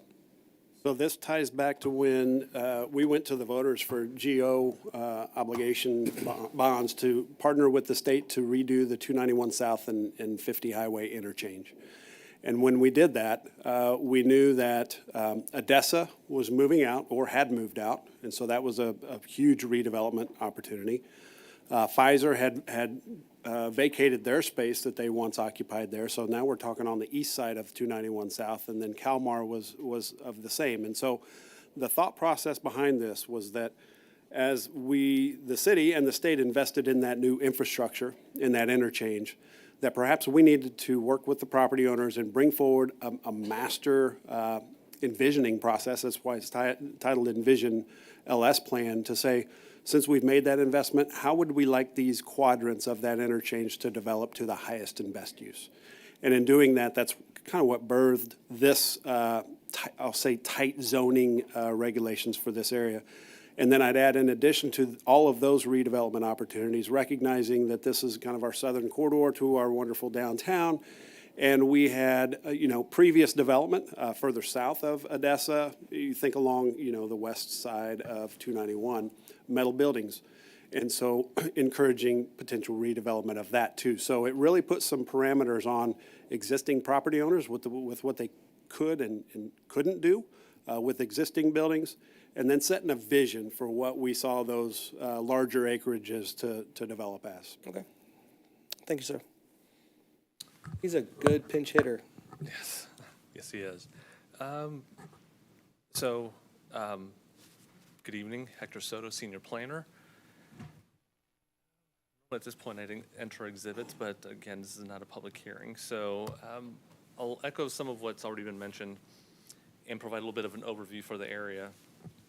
So in 2017, the Envision LS was established based on the council's direction at that time to target certain areas in the city that would be best suited or prime for redevelopment. And at that time, there were a couple things that were converging. One was the redesign, reconstruction, realignment of the intersection of US 50 and 291 Jefferson Street. And there was also a couple years prior to that, there had been just the vacation, we'll say, of the old Odessa site. Calmar had been demolished. So you had this critical mass of significant acreage that was primed for redevelopment at one of the city's major intersections. Now, the current zoning of this general area is PMIX, but at the time, we had industrial zoning. And I don't know to what extent you remember this necessarily off the top of your head, but PI zoning or industrial zoning is a lot more permissive in terms of the types of uses that are allowed and the processes by which they would need to go through in order to develop on that site. So, for example, I'll just touch on Odessa more specifically, since essentially that's what we're looking at today. So, prior to the adoption of Envision LS and the PMIX that went along with it, it was zoned PI. Our ordinance allows for staff to administratively review and approve a development application for PMIX property without going to the Planning Commission or City Council, assuming that that property was going to be developed with no request for modifications to the UDO. Just to clarify, Hector, you said for PMIX, you meant planned I'm sorry, industrial. for planned industrial. Yes, for planned industrial, for PI. So with that industrial zoning, as you know, you can have a number of types of uses. Yes, you could have some office type uses. You could have very limited retail, but those would be retail that would be associated with larger office warehouse uses. You'd have warehouse storage facilities, all of which could go under that zoning without coming through the public hearing process again, and could be approved administratively. So knowing that we had a significant, massive property at this location, staff and city council decided to go through the process of establishing this overlay so that we can provide a vision for what the potential for the redevelopment of that general area could be. So here you've got two areas that are highlighted. You've got a little bit of a teal color, that's the Grove area down on kind of more the southeastern area of this intersection. And then you've got the yellow section that covers the northwest, southwest, and a portion of that southeast corner of that intersection. So within that general area, there were three sub-areas that were identified. You've got the Lee Summit Gateway area, which is Pine Tree Plaza. You had the old Calmar site, and then you had the old Odessa site, plus all those. Well, most of them are double frontage lots that are located between Jefferson Street and Southwest Market / 291 Highway.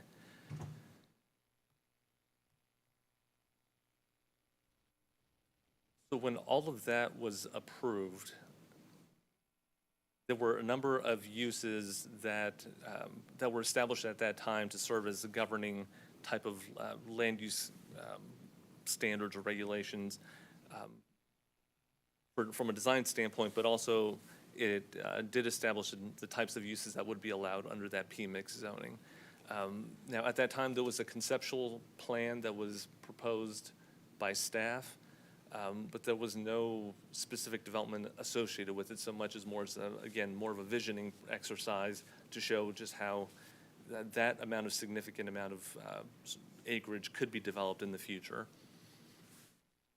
So when the Envision LS overlay was established, there were, as you can see in front of you here, there were a number of uses that were just allowed by right across the entire boundaries of that Envision LS area. So these would apply to all three sub-areas. The Gateway, the Arts and Entertainment District, and the mixed-use area, which mostly was composed of the Odessa property.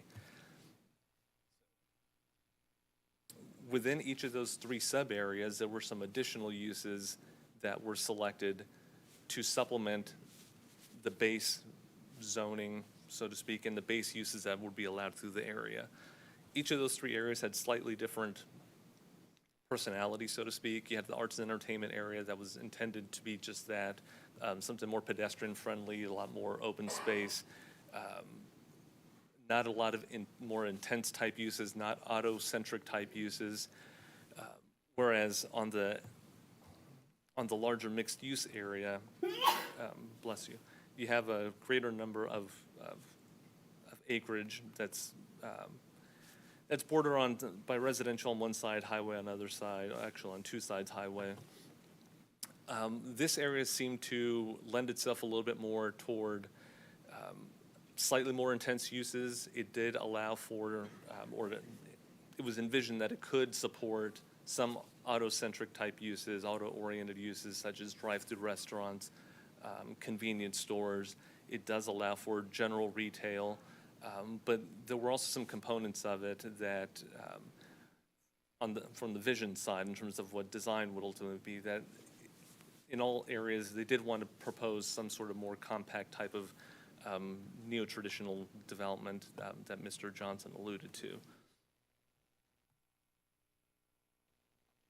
Now, with that being said, when we did establish, when the Envision LS area was established, as we just went through, there were the number of permitted uses, and there was an extensive list of 26 prohibited uses. Now, I guess one way I would characterize these prohibited uses in quotation marks is that whereas other parts of our ordinance right now would just say these uses are prohibited, just full stop.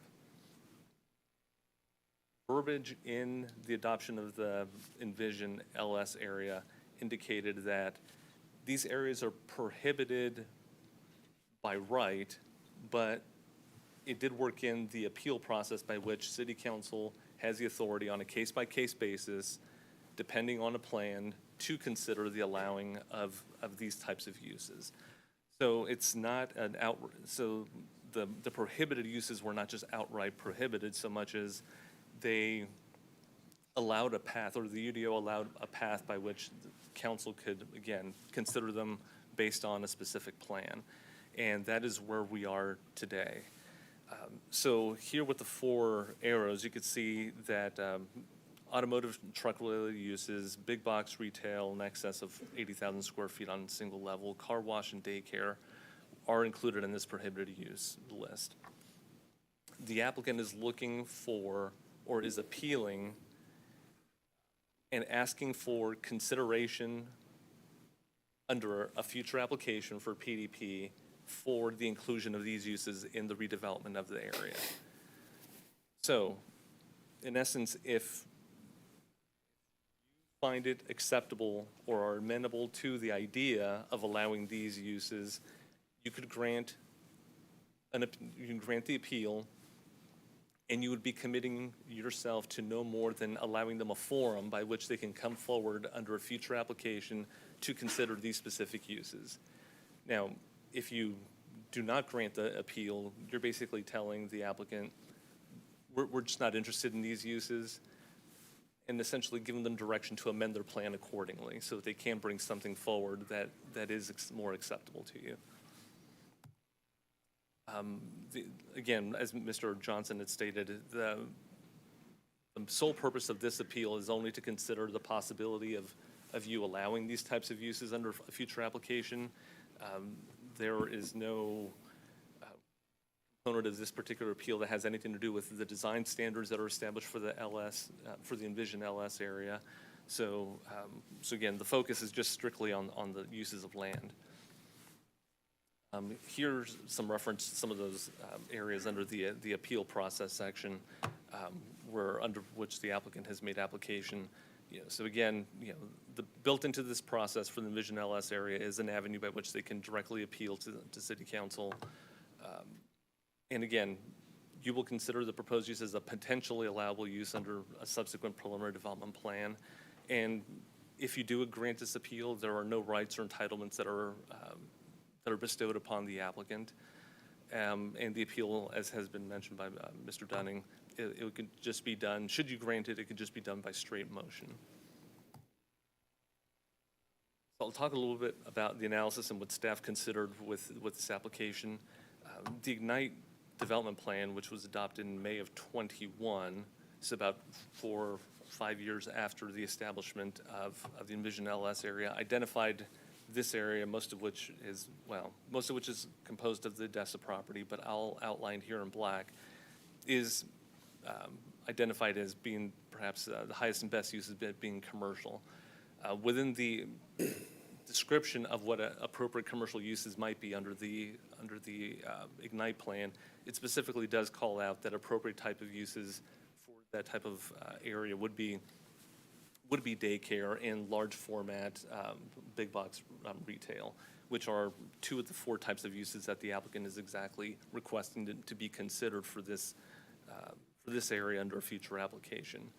And just the PMIX in general, just definition just includes that a full range of complementary and supplemental type of uses be allowed, be it retail, commercial, service oriented.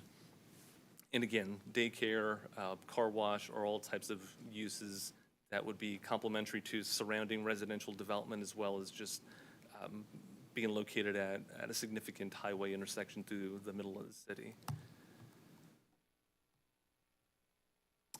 So with that, I'll yield to any questions you may have or to any follow-up presentation by the applicant. But staff's recommendation is to grant the appeal to allow consideration of the requested prohibited uses. All right, very good. You can't let them come forward unless you put this in place, and it can't go. You can't tell them to go forward unless the council gives you permission. So let's hear from. You want to add to that, Mr. Dunning? Okay. No, you're spot on, Mayor. Yep. So yeah, let's hear from.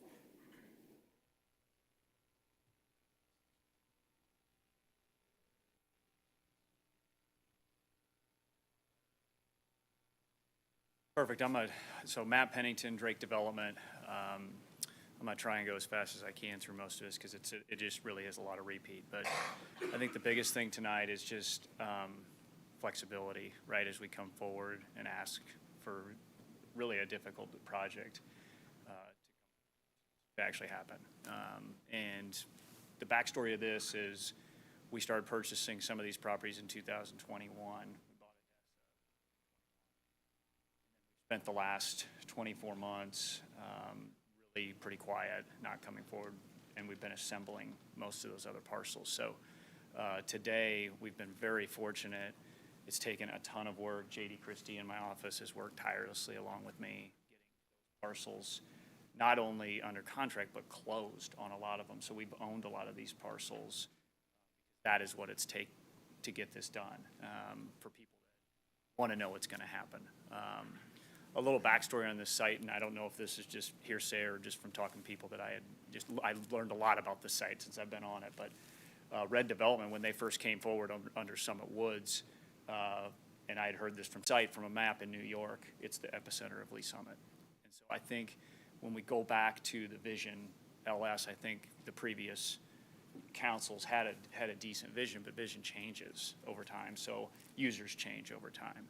And so we find ourselves in this restrictive district to where there are only so many users that are going to fill out your project. And I think if you look at Streets of West Pryor, we have been given that pass to select the users that we want, and we select the users that we feel are going to be a good. So as I dive into this, I think you just need to keep that in the back of your mind. I go out and spend hundreds of millions on this site, I don't expect to pick users that I think are going to be a detriment to this project. I think the biggest thing today are as you saw, the 4 different things that we were asking for. I think automotive was one of them. I'm not looking to have a repair shop here. I'm looking to have if I did something, it would be an oil change type user. And that's, if you look at the site today, I'm just going to get into what it was. Here's the parcels. If you look at the red, that is what we own today. I don't want to spoil my presentation here in January when we come back and give you kind of a really deep dive into this, but today's important to us as we talk to different users and we talk to people as we solidify our site plan, and to come up with an economic package that we believe is going to get this out of the ground. We kind of got to know where we stand, and that's why I was adamant at coming in front of you saying, hey, are we all okay looking at this with the trust that this is a public-private partnership the way we've looked at it from the start? Will you give me the blessing to at least look at these different users? And as we come forward, like the mayor said, it's not a, hey, you get to do this. It's at least we can have this discussion. We move the project forward, and I can have that stigma that a lot of users out in, America have come to understand from New York as they look at this, that stigma of the previous LS overlay. So those stigmas do stick when you do try to recruit tenants. And so as we try to change those stigmas, if you look at this from the way it looks right now, it looks like a complete industrial site.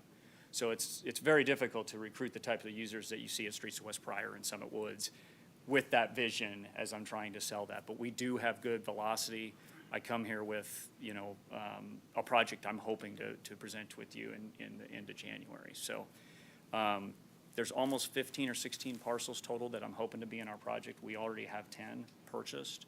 And then you can see the yellow ones, which we have under contract.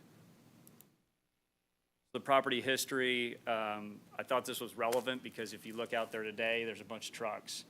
And so there's been trucks and cars parked on this site for 40 years. So the market is speaking for what it is today. And it's an industrial looking site, and that's what's being brought there. And it's worked. But if you look back, it was a drive-in movie theater, and I thought that was kind of cool. Can't wait for those to come back. So probably you'll see it come back a days. Sometime they'll come back again and it works, but for now it's not. And it's a neat spot to see, because drive-in movie theaters, where if you look at them, they're always on the busiest intersections, and they're usually in the epicenter of the city. So I see why that made sense. And then Odessa had it obviously, and it sat vacant for quite some time. These are kind of the looks from 1990 to 2010 to today. So you can see it's looked almost the same for 30 years with cars. Here's just a very preliminary conceptual plan, and we're calling it Oldham Village. So it's a mixed-use development. We are planning to put some market rate apartments. We do have restaurant commitments already for the site, which are a couple high-profile restaurants that I think everyone will enjoy. And then service retail. So we need a little bit of everything here, and that's why some of those uses that are restricted today that I'm asking to be used in the very industrious part of the site that's along 291, I would envision some of those users going along there further up the way, near the former car wash. And then big box retail, this is something that I'm talking to entertainment users currently that are in excess of 70, 80,000 square feet. That would fall in that category, and then I'm also talking to a potential retailer in excess of 80,000 square feet. So this site has a ton of challenges, and we'll get into that in the next meeting because it's going to take me 30 minutes to go through those different challenges. At the end of the day, it's going to take a lot of, the correct users to get this out of the ground. And so, again, that's why we're in front of you asking for that flexibility. We've already went through this, what's approved. Mr. Soto did a good job there. You can see the 4 different ones I've just touched on here. It's the automotive, truck-related uses. I don't think that's a really good description of what I'm talking about, but again, it adds that flexibility.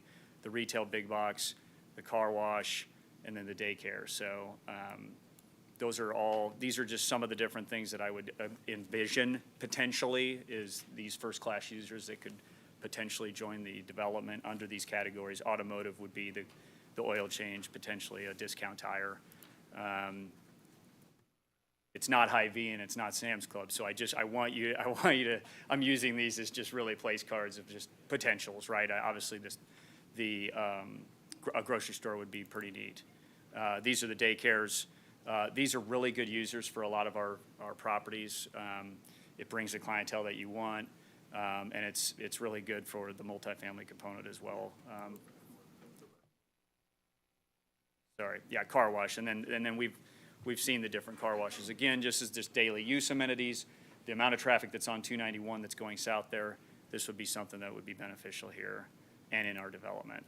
And then we'll get into the design criteria. This is another part of the actual overlay that we'll have to talk is if we get past tonight.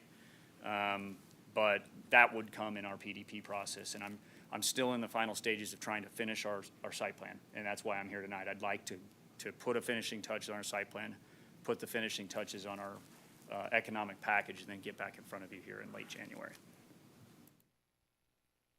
Reasons we are seeking relief, I've went through almost all of them, but things change, the different users change, the needs that they have change, and I've kind of given those different reasons of why. So that's our presentation. Okay, very good.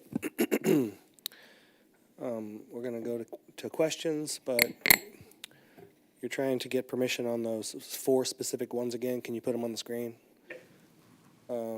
So that you can pursue, you're saying high-quality users. Yeah, those. Okay, Councilmember DeMoro, start us off, please. Thank you, Mayor. And as has been testified to, the area needs something. And, the area back in when the Envision LS was brought forward, and actually it was quite a while ago. I was actually on the Planning Commission when this all started with the the planning and the prohibited uses. But the area was a completely different vision, and with Calmar across the street and this property, the concept of controlling the development was actually embraced, and at the time, we're going back several years, it was good. I mean, everybody thought, well, we need to control the development in this area, and the Envision LS was embraced.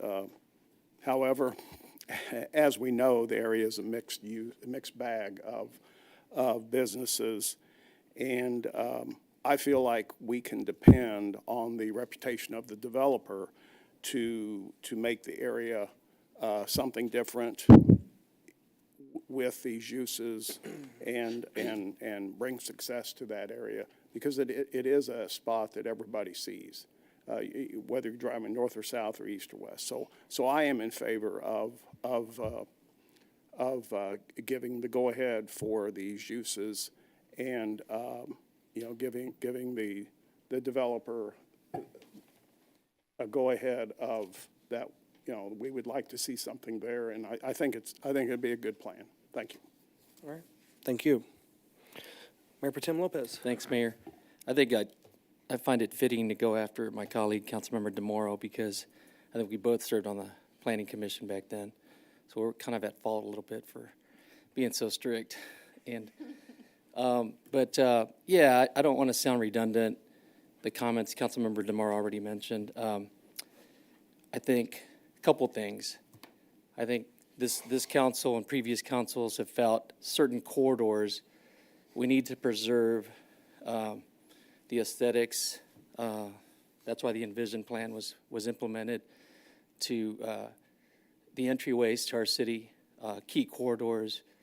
We want nicer looking features and development. So the credibility of your team, I think, means a lot.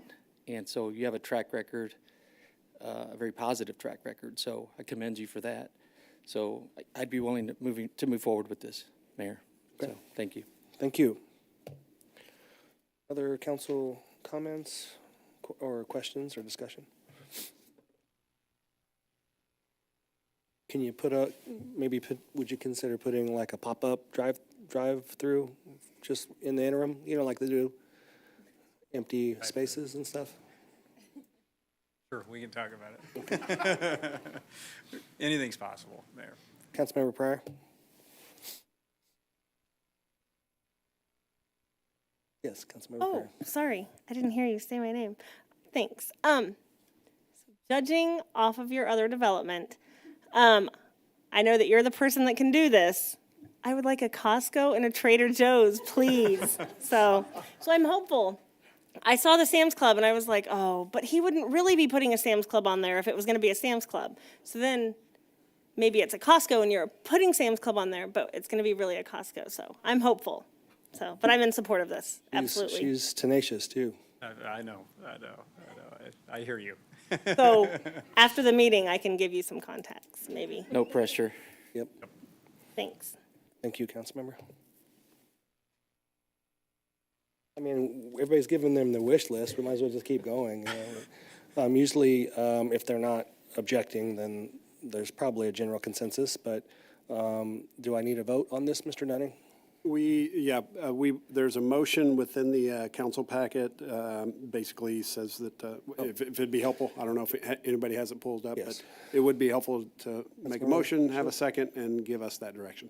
All right, Councilmember Shields, would you please read the motion for us? Throw it up on the screen, or do I need to pull it up on?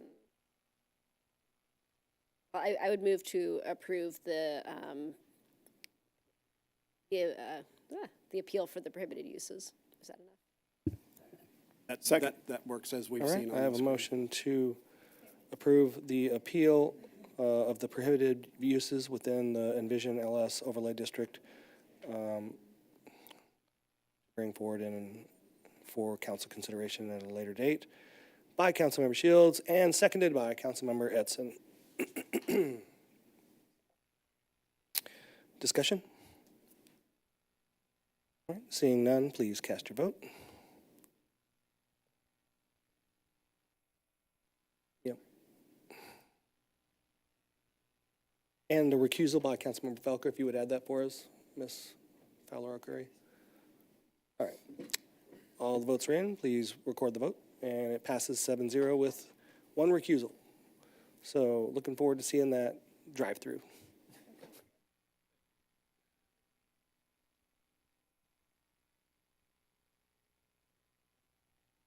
Okay, we are at public comments. We have one public comment. Ms. Vollenweider's here. Ms. Vollenweider, if you have materials, I think you've given them to the city clerk already, so thank you. Need this little guy.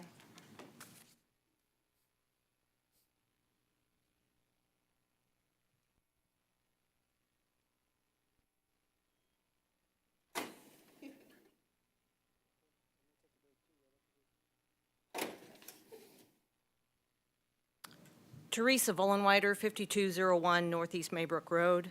I want to start off by, I'm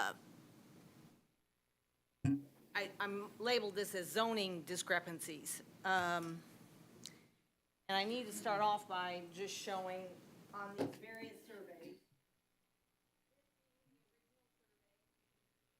I did the two properties.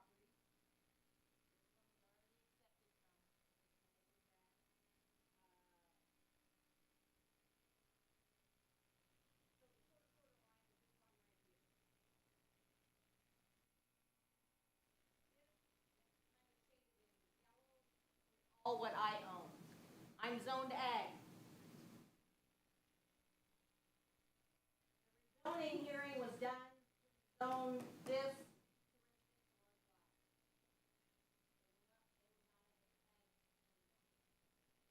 That's the original survey.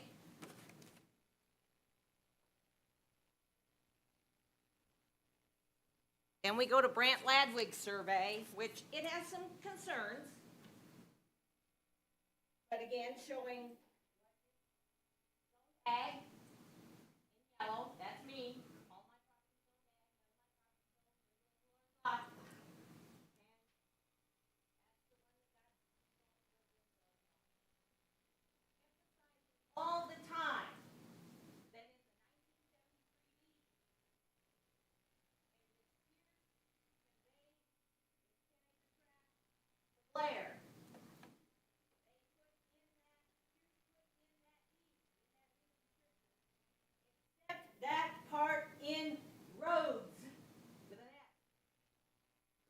that in mind. I'll be here for a long time on doing these 3 minutes. Then we get to Bob Anderson's plat. Some problems with this as well, but again, I've marked in yellow what is zoned A. All of my property is zoned A. Lot. Actually, though, does show he takes that there's this piece. Don't know who owns it. I know who owns it. And to note, it says the subject property is zoned RLL, residential large lot. That be that.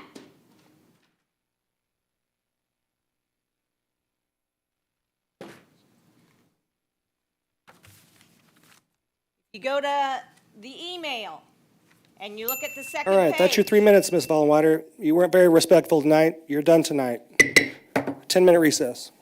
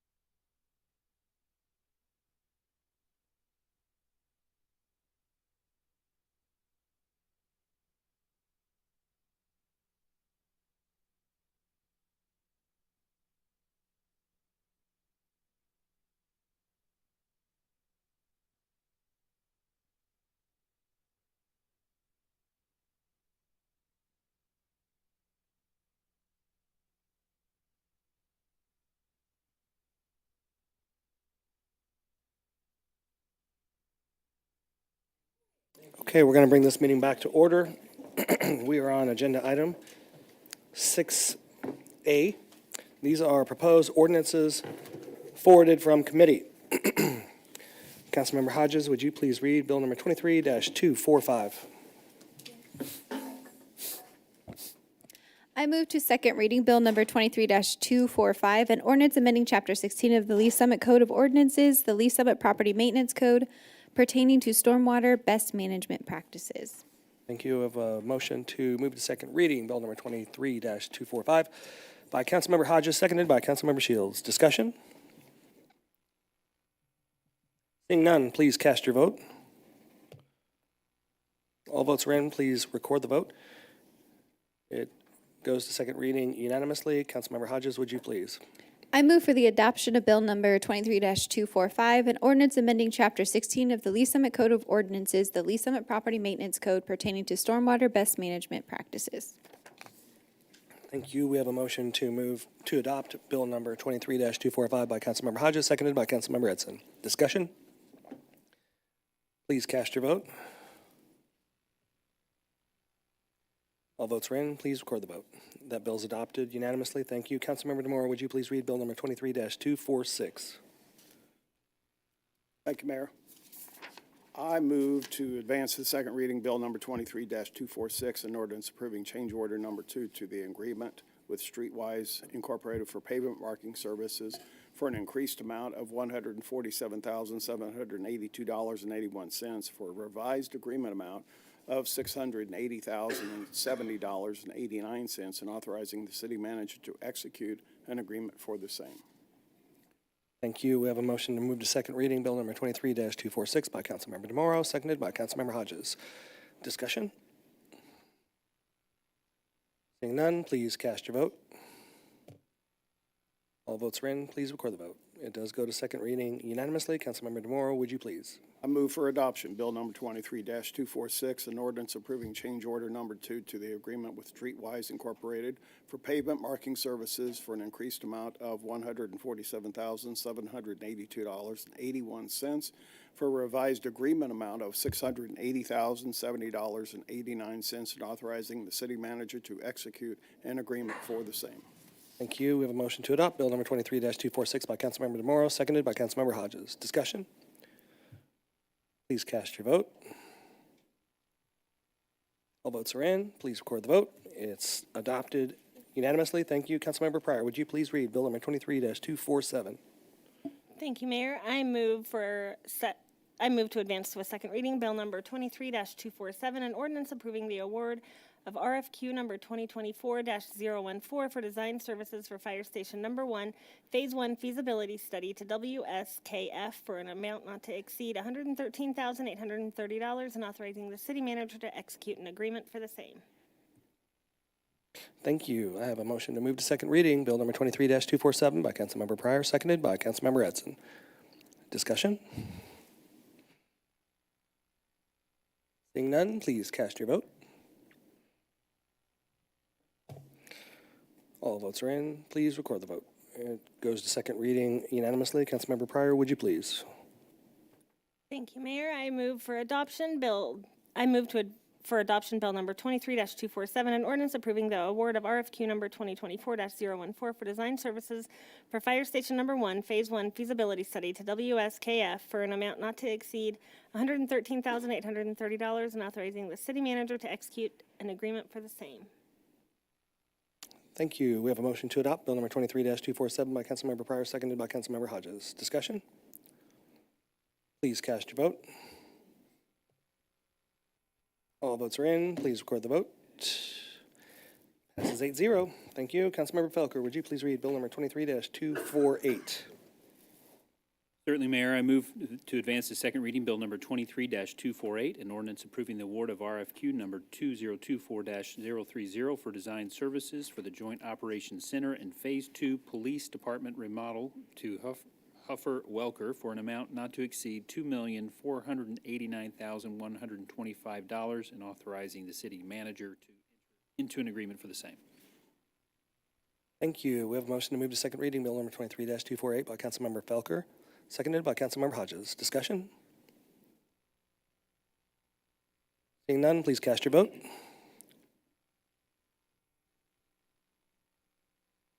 All votes are in. Please record the vote. Moves forward to second reading unanimously. Councilmember Felker, would you please? Certainly, Mayor. I move for the adoption of Bill number 23-248, an ordinance approving the award of RFQ number 2024-030 for design services for the Joint Operations Center and Phase 2 Police Department remodel to Heffer Welker for an amount not to exceed $2,489,125 and authorizing the city manager to enter into an agreement for the same.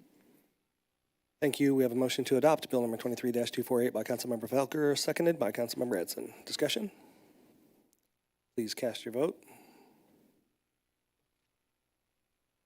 All votes are in. Please record the vote.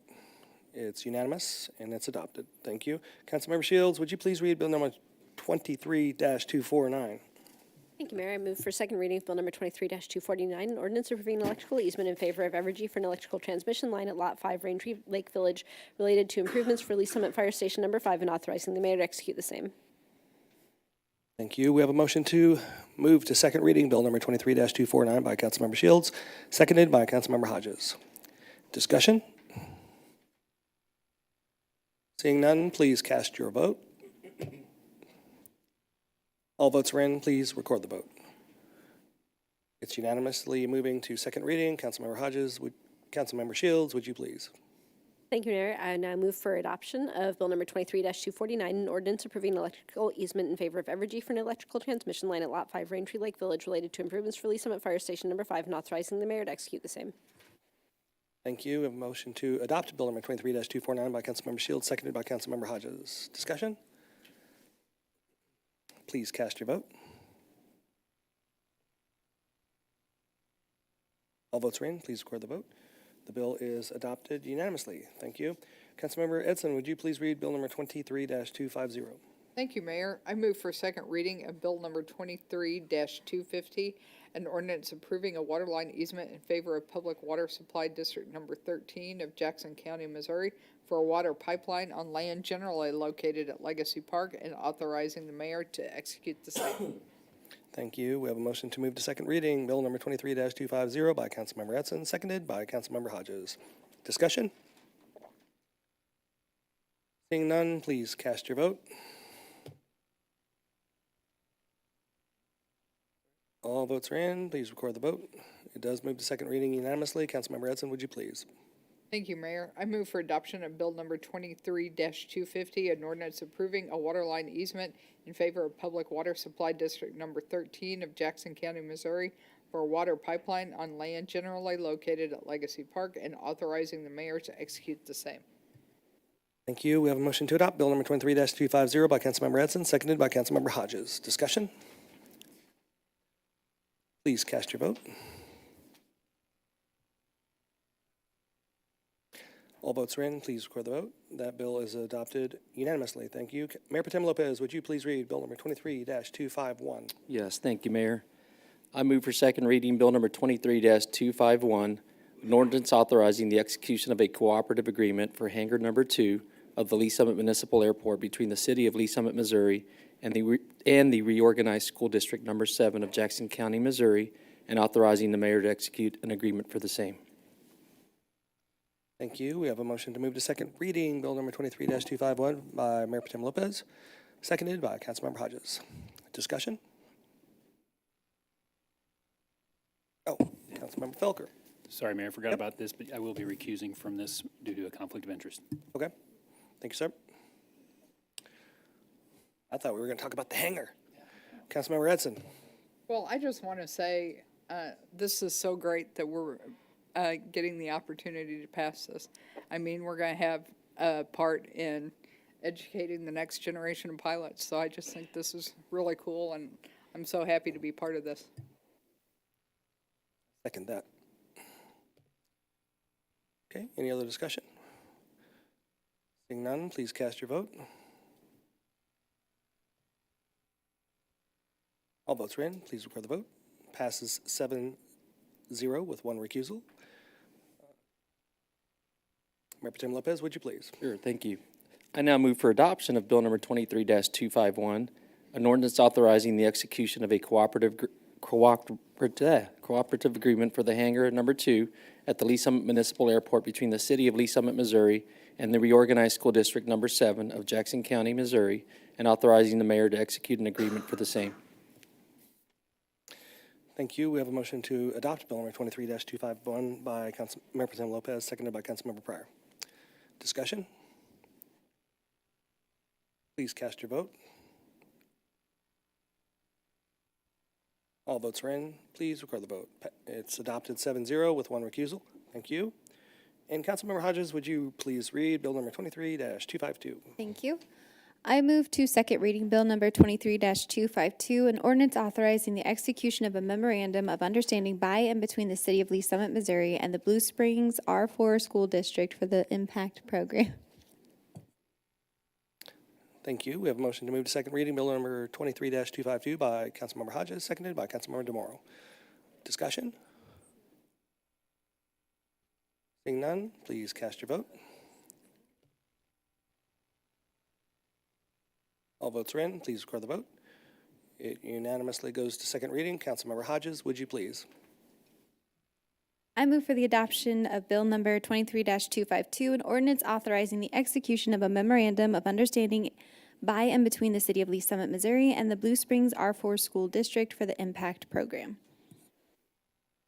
Thank you. We have a motion to adopt Bill number 23-252 by Councilmember Hodges and seconded by Councilmember Pryor.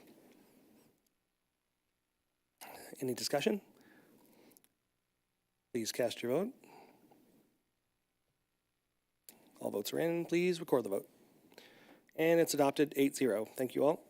That takes us to emergency ordinances. I believe because it's an emergency ordinance and we're going to have a first and a second reading, I think we're going to have staff tell us what's all going on. Mr. Dunning? That's correct, Mayor. Through kind of the council rules and through the charter review process, we do have the opportunity to bring forward emergency ordinances to where they haven't been through committee like the previous ordinances that you read twice, so that this matter fits the criteria to bring forward under the emergency clause because of the timeliness, sensitivity, a lot of things that go into this. So what this ordinance is approving a real estate sale agreement between the city and AT&T in our efforts to bring forward the Downtown Market Plaza project. And so this will hopefully conclude our negotiations with AT&T to get in a spot to where we can really bring forward that project in a manner that is envisioned for the betterment of this downtown area. So pretty excited to get to this point.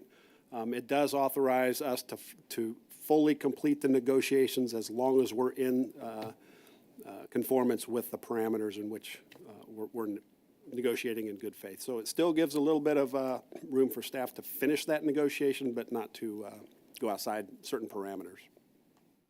All right. Thank you. Questions for Dunning or staff?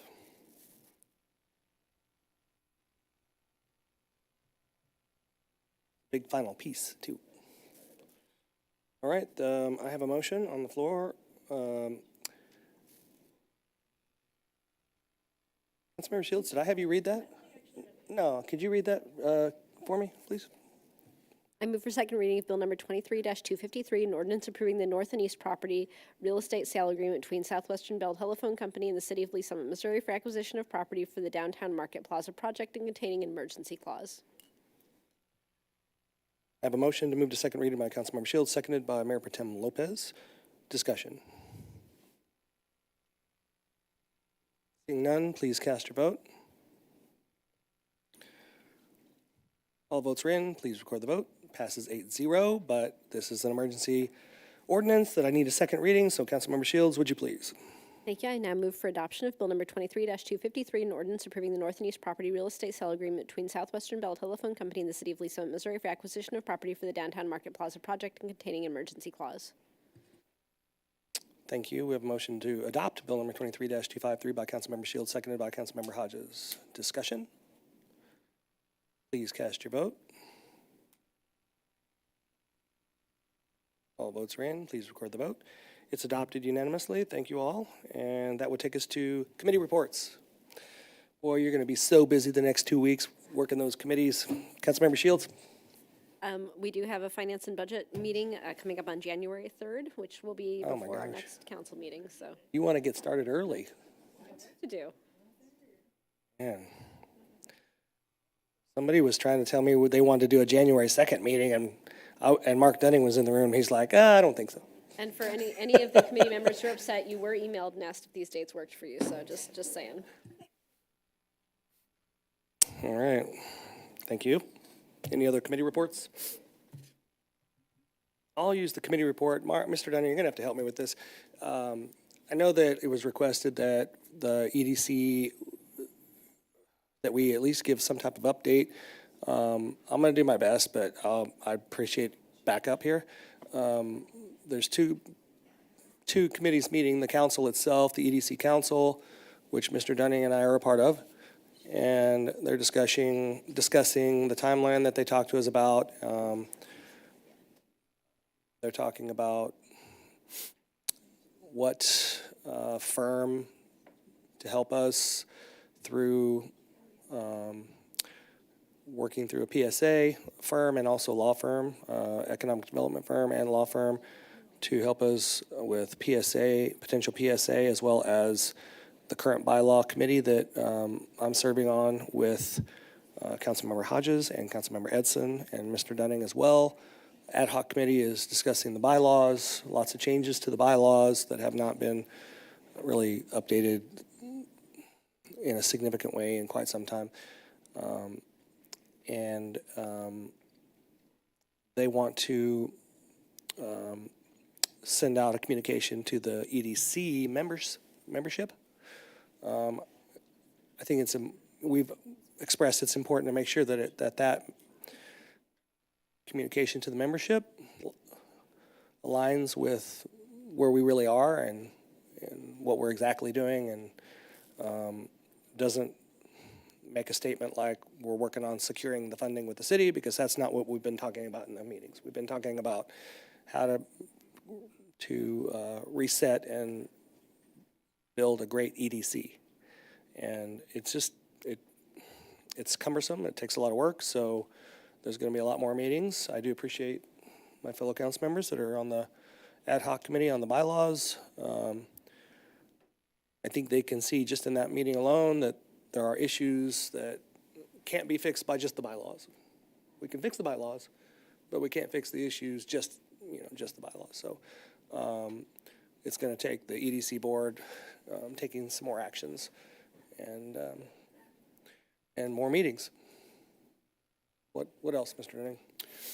So there was concern by the board that, their proposed plan, when we had our joint session here and they rolled out a proposal, that there were some very aggressive dates that they would try to hit and be back before you. And I said, well, that was the proposal, but I didn't believe there was any expectation by the council that that was the plan, it was adopted, and then yes, by this time you need to be providing these updates. So it was purely, they wanted to be mindful of that, and I provided them that feedback, but they wanted to let you all know, and Mayor, thank you for sharing kind of where things are at, that there's work taking place, and the bylaws are in motion, right, as Mayor just explained, and I believe there's a desire and I'll work with Mayor Baird on this, on scheduling, but a time to come forward with a more in-depth summary of efforts that they've put forward and where they would like to go in this process to use the EDO best practices report that we put into place, and to work with another practitioner that they would select to work with our community partners and really bring more kind of this view of, okay, what are we doing well? Who's accountable for that? What do we need to better support out of those 4 common functions of highly successful EDOs? Figure that out too, what it would take to do that, and then what gaps are we missing, and figure out a path forward in that manner. So that's a few things that I'd share, trying not to get too detailed, because I know they'd like to share a progress report at some time, and I'll work with Mayor Baird on that. Yep. Thank you. Okay. That will take us to, do you want to go to council comments, or is that, you got questions on this?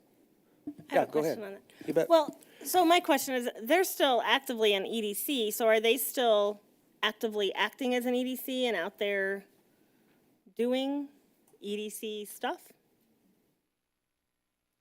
Mr. Dunning, you can take your first shot. Yeah, so still an active EDC, yes, right? But with very minimal staffing, right? The functions are being supported by an interim director right now. And to think that all 4 of those common functions that a highly successful EDO puts in motion, I can't say that all of those are truly being supported at this time, just purely due to resources right now and trying to work through this. But yes, they're still communicating with us when they receive, we call them requests for information that they receive through KCADC and other inquiries. We're still working with them on all those efforts. Thank you. I know there's a lot to work through, but I'd still rather see this go faster rather than slower. And I feel like it's just kind of continuing to drag on, but that's just my opinion. Thank you. All right, thank you. Councilmember DeMauro? Thank you, Mayor.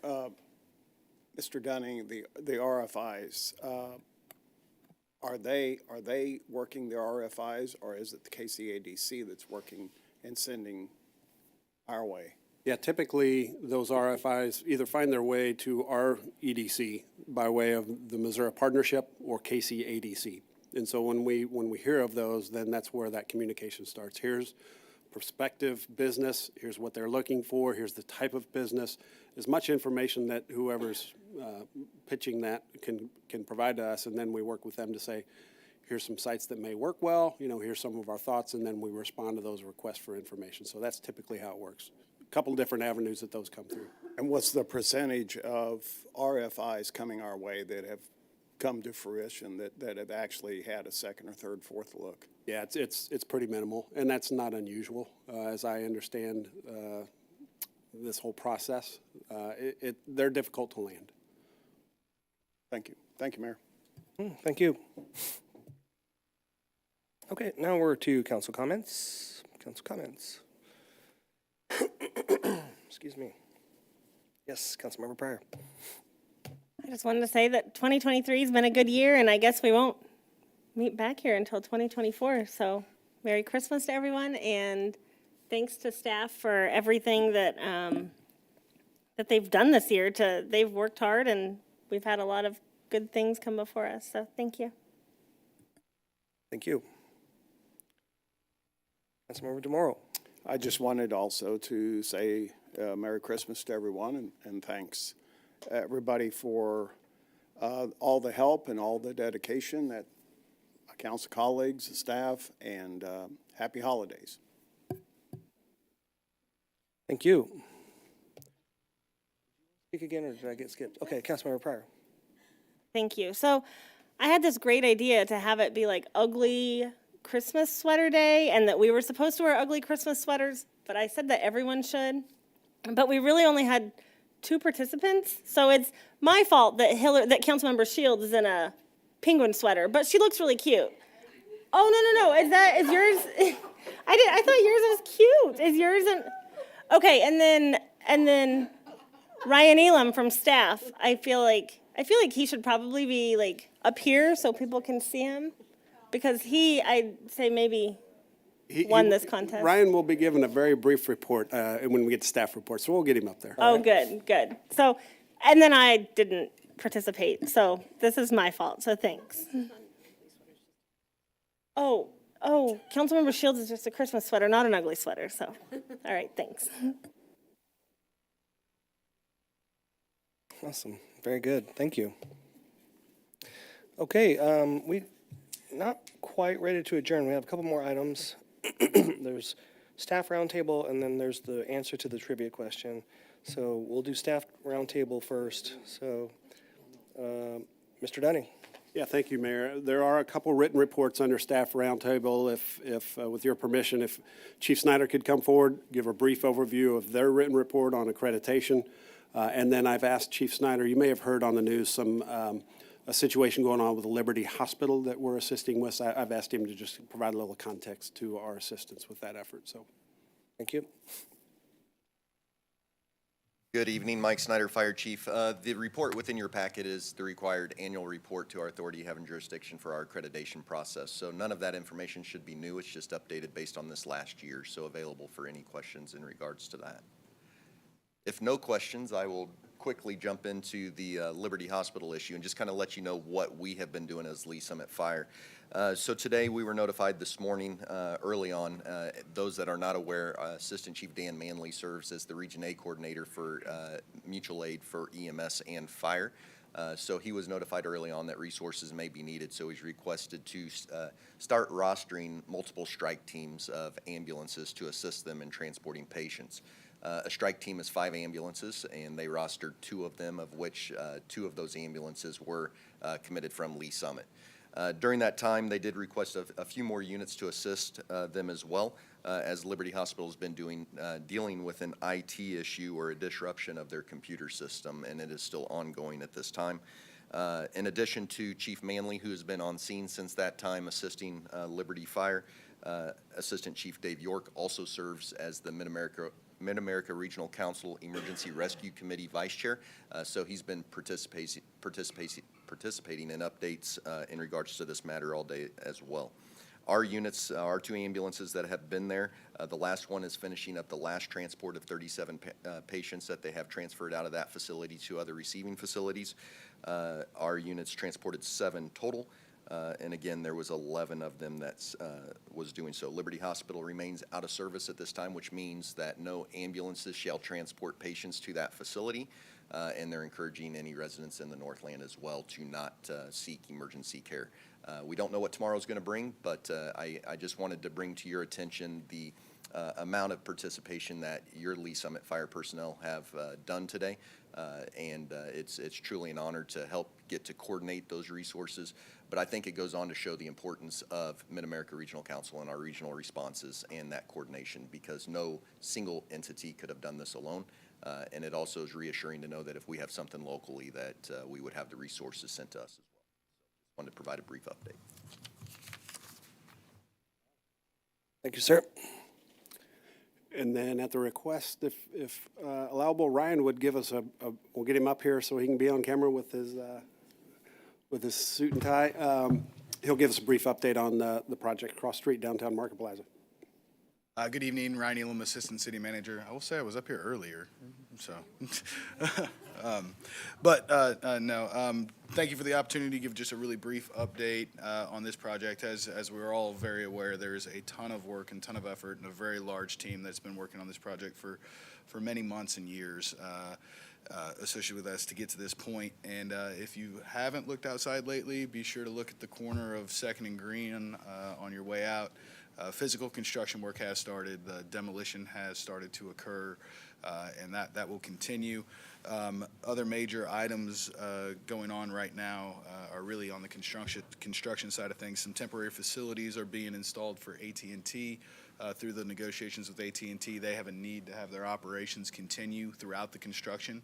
So there's been a lot of coordination to make sure that that can occur without having to relocate them several times throughout this process. So you'll have seen today at the former Lions Den property, that site's been graded. That will be a temporary parking lot. There will be some storage containers out there. That'll be for AT&T's use during the construction of the project. Tomorrow as well, storm sewer structures, the really large underground storm sewer structures, are going to start being delivered to the site. There's a lot of activity that's occurring on this. On the rest of the project front, the Farmers Market and Green Street Pavilion area are scheduled to have 100% bid document plans back to the city the end of this week, December 22nd. And those are scheduled to be out for bid starting January 2nd. So they'll be out going through that bid process, and then they will be back for initial review around January 17th, and then with the hopes of bringing back what we're calling GMP 3, and you'll notice that we went from GMP 1 to 3 because in this last period of time we were considering an early electrical package versus not, and things worked out to where we didn't have to do a GMP 2. So it's GMP 3, and that is slated to be back in front of the City Council hopefully by February 6th at that meeting. So things are moving quickly, and progress is being made. I know one of the big questions is when's Green Street closing? Currently on the schedule, that's slated for around March 1st. Now prior to that, There will be a closure of Second Street that is going to be necessary for that storm sewer installation on that. And that's likely going to be the month of February through there. Both won't be closed at the same time.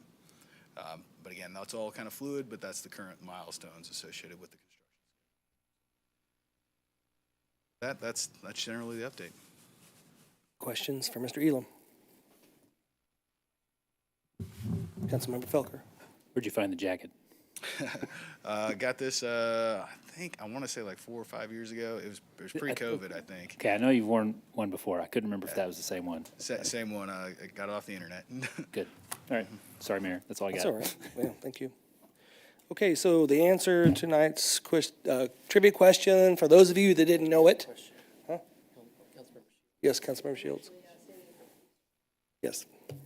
Thank you. I already logged out, so I couldn't push my button for the question. But, so Lee Summit Elementary, as far as Second Street is closed, will that affect where it's, because I know I'm going to get this question, but where it's closing, will that affect the walkers? Will they have to do an alternate route? So the street itself will be closed, and it's going to be closed and detoured around for a period of time. That'll all be coordinated with the transportation group and through traffic control permits.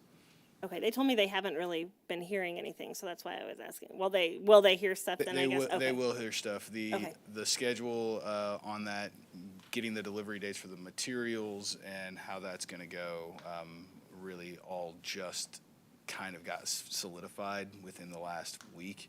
Okay, perfect. Thank you. All right. Yeah, it's going to get crazy over there. I asked the staff individually who played George Bailey in the movie It's a Wonderful Life, and only about 75% of them knew the answer. So the answer is Jimmy Stewart, and he played in 66 movies in his career, won at least one Oscar, not for It's a Wonderful Life. And but what's cool about Jimmy Stewart, my fellow council members, is he did serve in the war. He came back from the war and was extremely depressed. So depressed he could barely do the movie It's a Wonderful Life. Barely could get through it. Had to have counseling. And he was a fighter pilot. And the other cool thing about Jimmy Stewart is he played an elected official a few times, not in that movie. But what was the name of the movie where he was the head of the Boy Scouts? Oh, they call it the Boy Rangers. And he got appointed to replace a senator that had passed. So he's in the Senate in Washington, D.C. And, oh, you know the answer? And he fought for the little guy. Yes, Mr. Councilmember DeMoro. Mr. Smith goes to Washington. That is correct. It's a classic. You knew that one? Okay. All right. I got a lot more where that came from, you all, but it's getting late and I'm not well today. So let's adjourn this meeting. Yes, Councilmember I DeMoro? was just going to say, he actually did play an Air Force officer in the Strategic Air Command, too. Oh, man, 66 films. Yeah. All right. This meeting is adjourned at 8:42.